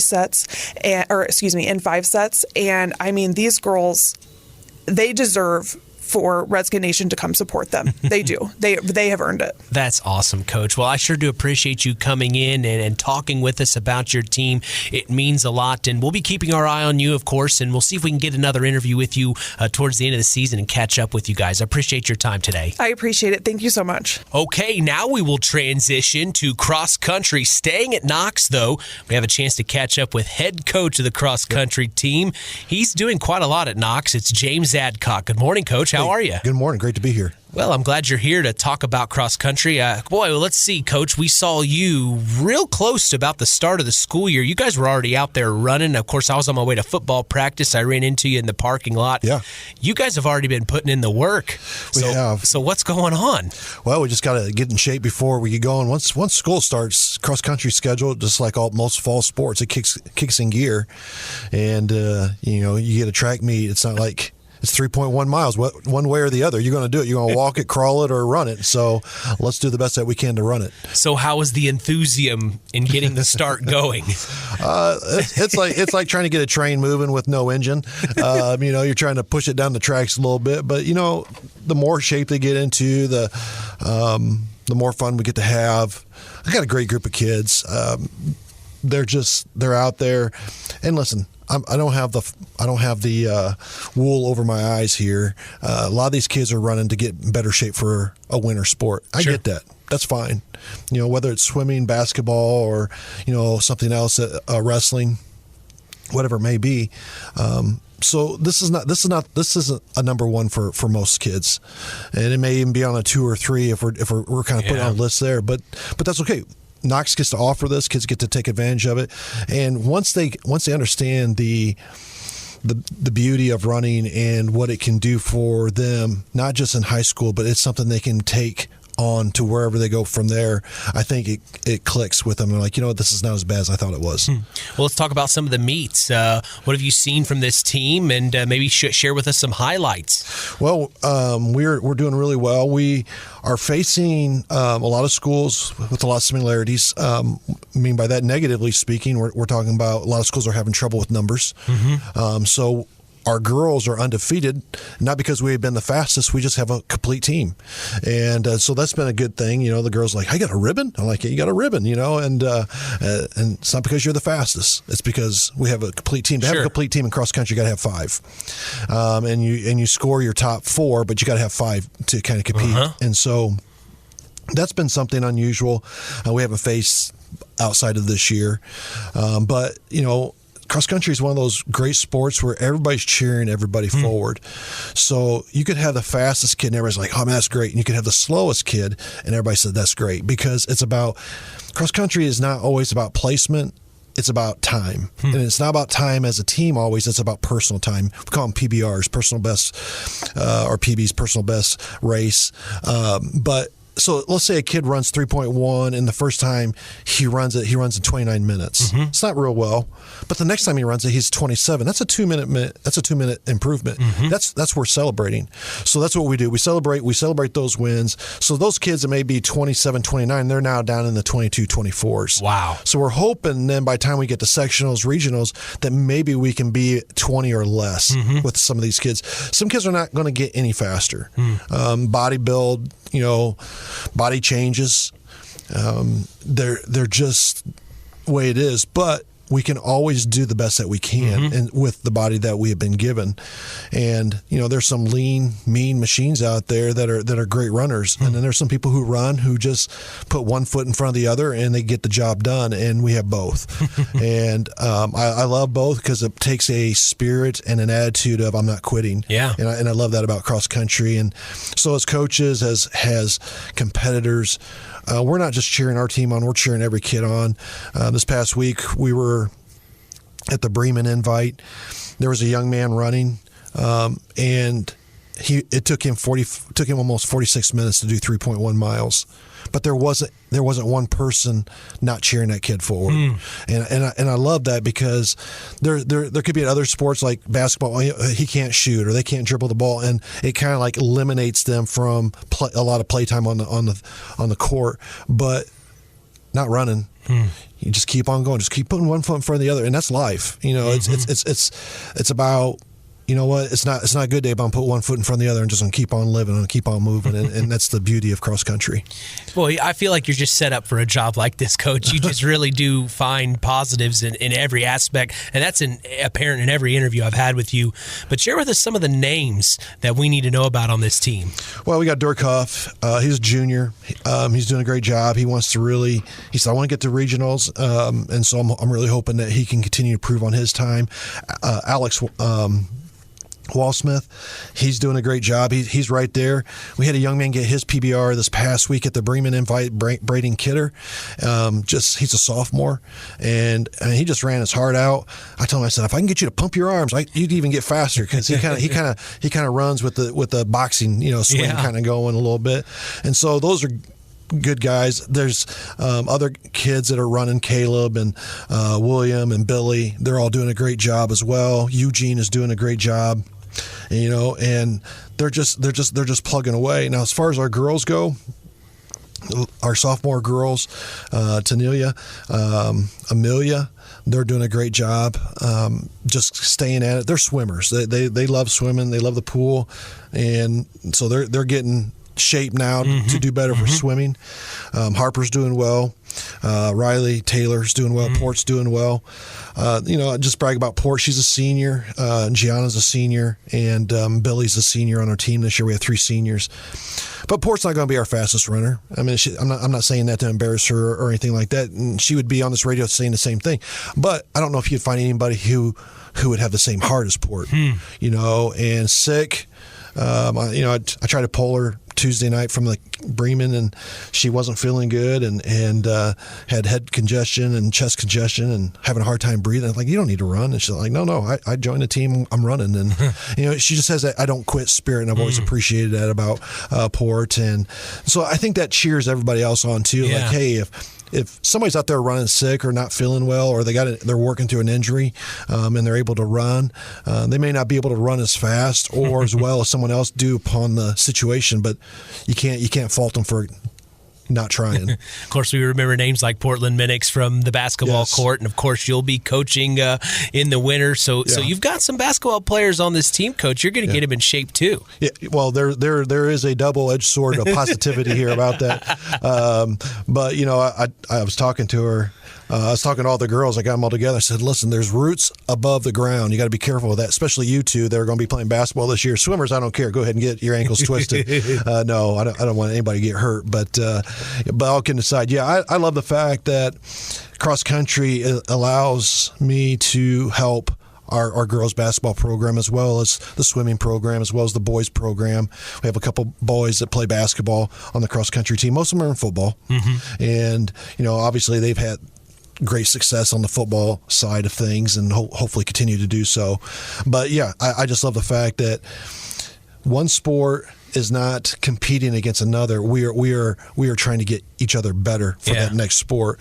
And I would hope basketball season would get the girls who go to softball or go to track, would get them more prepared for that. And so, just feeding off one another, not so much like competing against each other. And I love that about Knox Redskins. Was there a goal in particular for this year's team, or maybe some of the kids have let you know some of the goals that they want to achieve? We want to get out. We'd love to get out sectionals as a boys team, and possibly compete well with the girls team. We love to see, if not team wise, I'd like to see 2 or 3 of our boys get out of the sectional this year and make it out to regionals. It's different because IHSA this year, I think everything's got moved up. So our fall break is in between now our conference, and we got a new conference now. So we're at Tippy Valley. So there's this big question mark. What do we have? Well, at Bremen, we've seen all of our competition. Right. And so our girls took third out of the 8 teams that were there. Wow. Now, some teams didn't have enough to compete. Sure, like you said. You're right. But they took third. So our boys came in 6th. So we have some work to do as a team-wise. But individually-wise, we had one girl come in 20th out of the 40-some. I think there was 46. No. I take that back. There were 80-some runners on the boys' side, so there was probably around 60-some runners on the girls' side. So she came in number 20 to exact. So she ribboned, and then we had some boys that came in 26, 27, 28. So we're not too far off the mark as far as individuals. We just want to kind of continue to improve on that as a team. Boy, you're the guy for the job, Coach. Always an honor to talk with you. I appreciate you coming in here and shining a light on cross country here at Knox. Hey, I appreciate it. Thank you so much, Mitch. Appreciate it. All right, we're going to go to the Where Are They Now segment with Harold Welter. He's on the other side. Don't go anywhere. You're listening to Kankakee Valley Broadcasting's WKVI.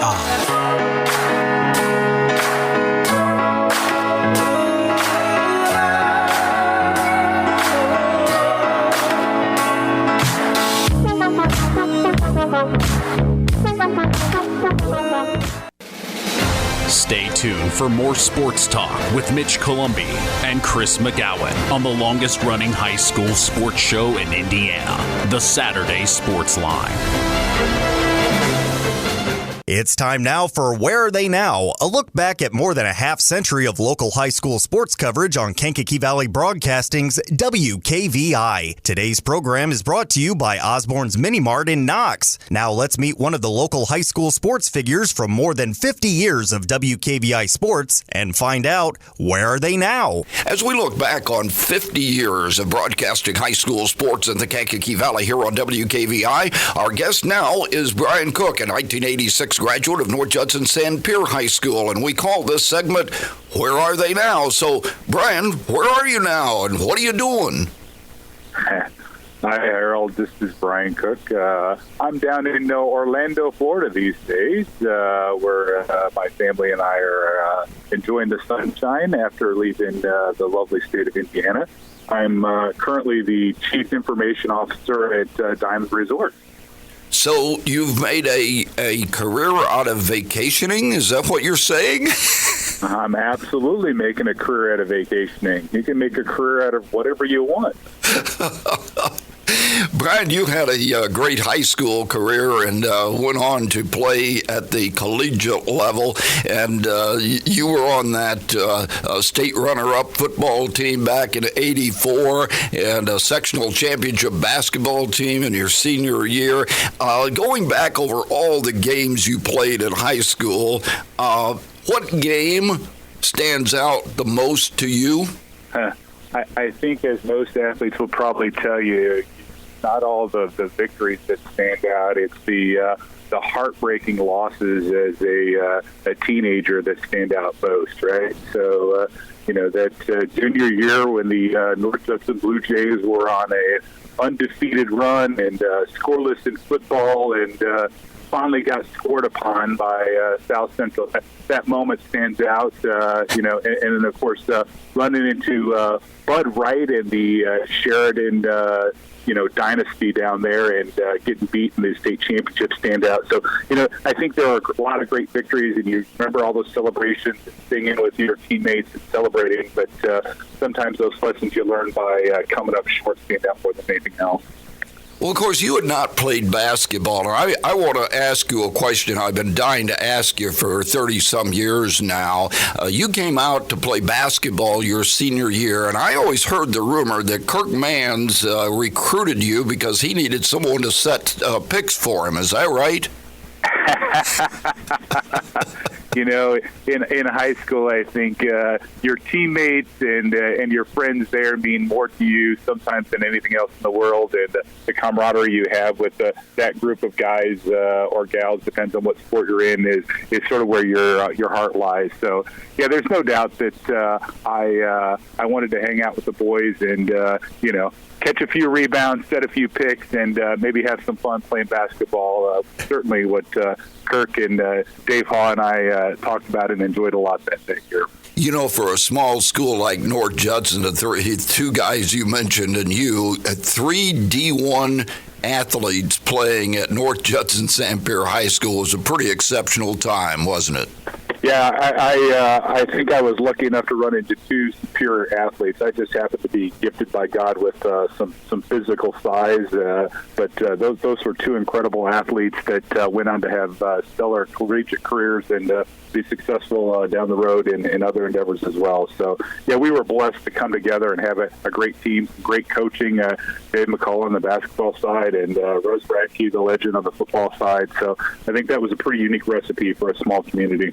Well, you went on and played football at the Big Ten level. What was the biggest adjustment you had to make from playing high school football at North Judson to playing at Indiana University?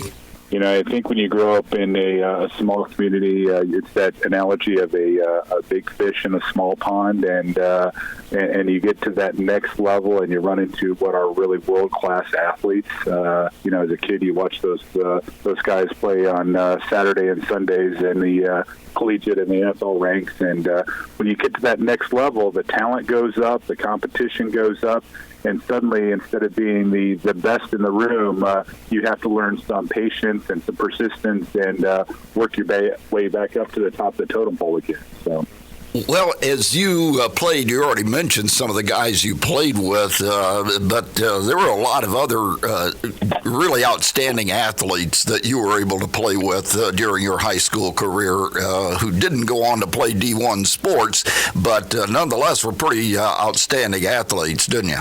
Yeah, there was just a lot of folks, and I think one of the things I remember most about that time is being part of a system, right? I think I was blessed to have some folks who coached us that believed that, the power was in the team and the system, and how a group of guys could come together and not only have some fun, but work really hard and enjoy each other and functioning as a team achieve greatness.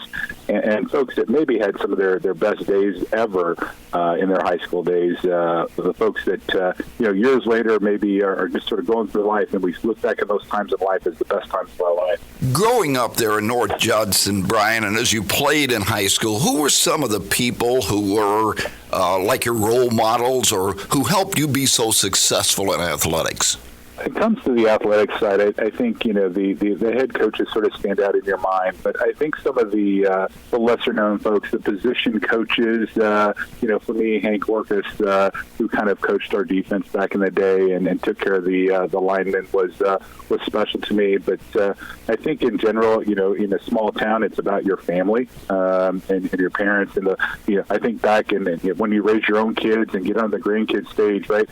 you remember all those days of your parents driving you, getting up early, driving you to and from all the practices and all the games. And I think I have a lot of respect for those, not that they coached you, but the level of effort that it takes from parents to support their kids in high school athletics, because there's a lot of hours that are thankless there, and a lot of snacks, and a lot of effort that goes in from a family to support a kid to play high school sports. We're talking with Brian Koch, a 1986 graduate of North Judson-San Pierre High School, and an interview we did with him several years ago, but he was a part of that 1984 state runner-up football team at North Judson, and we want to continue our conversation after this timeout. Need a game plan that has your day covered from tip-off to the buzzer? Osborne's Mini Mart in Knox has you covered. Whether you like to start out with a caffeinated full-court press or control the tempo with a Subway breakfast flatbread, Osborne's Mini Mart has what you need. Don't get trapped in the corner with an empty stomach. Call a quick timeout and get 2 hot dogs. Visit Osborne's Mini Mart in Knox at the corner of US 35 and Highway 8 East to guarantee you win the day. Our guest is Brian Koch, a 1986 graduate of North Judson-San Pierre High School. And Brian, you've had a lot of success in life at the collegiate level and professionally. What did you gain from being a high school athlete that has helped you in life? Wow, there are so many things that come out of sports. I think back, first and foremost, the thing that stands out is simply having fun, right? I think we get into sports for love of the game, but after that, I think we learn sort of that work hard and play hard kind of analogy comes together that we talk so much about in the business world. Is how do you motivate people to show up every day, do their job, work hard, and be successful? And frankly, I tie a lot of that back to the things I learned back in childhood and team sports. If you were to give some advice to young athletes who are coming up who would like to have the kind of athletic and professional success that you've had, what advice would you have for those young people? Do what you love. Find some folks you enjoy. Invest your time and energy wisely. And follow your passion. Brian, we want to thank you for joining us, and thank you for all of those exciting moments of sports back in the mid-'80s. Thanks, Harold. Thanks for all you do for the local community as well. Our guest has been Brian Koch, a 1986 graduate of North Judson-San Pierre High School, here on the Where Are They Now segment. Join us again next week on the Saturday Sports Line for Where Are They Now? Where Are They Now? A look back at more than a half century of high school sports coverage on WKVI has been brought to you by Osborne's Mini Mart in Knox. Join us each Saturday morning on WKVI for the Saturday Sports Line and worldwide on WKVI.com. Time now for our Tyler Roth WKVI Athlete of the Week, given in memory of Tyler Roth, a 2001 graduate of Winamac High School who died as a result of an auto accident 1 week after his high school graduation. His legacy of hard work, outstanding citizenship, artistic success, and super athletic performance lives on with this award given every week to outstanding student athletes from the 8 schools in the Kankakee Valley. Today's award is brought to you by Web Printing and JT Shirt Shack in Winamac, and we'll tell you who's earned the Tyler Roth WKVI Athlete of the Week after this word from Web Printing. Web Printing and JT Shirt Shack and signs of all kinds in Winamac is where all of your printing needs can be met. Whether it's paper, garments, or signs, Web Printing is your full-service printing solution. So if you're in need of embroidered or screen-printed garments, tickets or programs for your event, or documents for your business, Web Printing and JT Shirt Shack is the place to go. For the quickest service, best prices, and best quality, it's Web Printing and JT Shirt Shack in Winamac. Our Tyler Roth WKVI Athlete of the Week for this week is Kadence Hoover, a member of the cross-country team at Winamac Community High School. Kadence has had an amazing start to her cross-country season. She placed 14th overall in the first meet of the year, followed that up with a top 5 finish overall in the second meet. She's on track to do very well today at the Cast and Invite, and we wish her good luck. Kadence is the daughter of Jamie and Leander Hoover, as we congratulate Kadence Hoover of Winamac Community High School. our Tyler Roth WKVI Athlete of the Week. Kadence will receive a certificate, a history of the award, and a t-shirt commemorating her achievement, and will also be a future guest on the Saturday Sports Line. She will be eligible for our Tyler Roth WKVI Athlete of the Year award later this spring, which carries with it a plaque and a college scholarship, compliments of WKVI and the family of Tyler Roth. The Tyler Roth WKVI Athlete of the Week is brought to you by Web Printing and JT Shirt Shack in Winamac. I'll make sure to get down to Winamac this week and catch up with Miss Hoover, as that is going to wrap things up for us. Another Saturday Sports Line down and in the books. That's number 78 for me. 78 Saturday Sports Lines. My goodness, time is flying. But hey, you enjoy the rest of your weekend. Keep up to date on the sports checks throughout next week. Follow us on all of our social media sites. On Instagram at WKVI Sports, on X, formerly Twitter at KVB Sports, and on Facebook at Sports to the Max for all Kankakee Valley Broadcasting sports content. Okay, we'll see you. I'm out of here. Until next week, I'm Mitch Columbi. The tradition continues.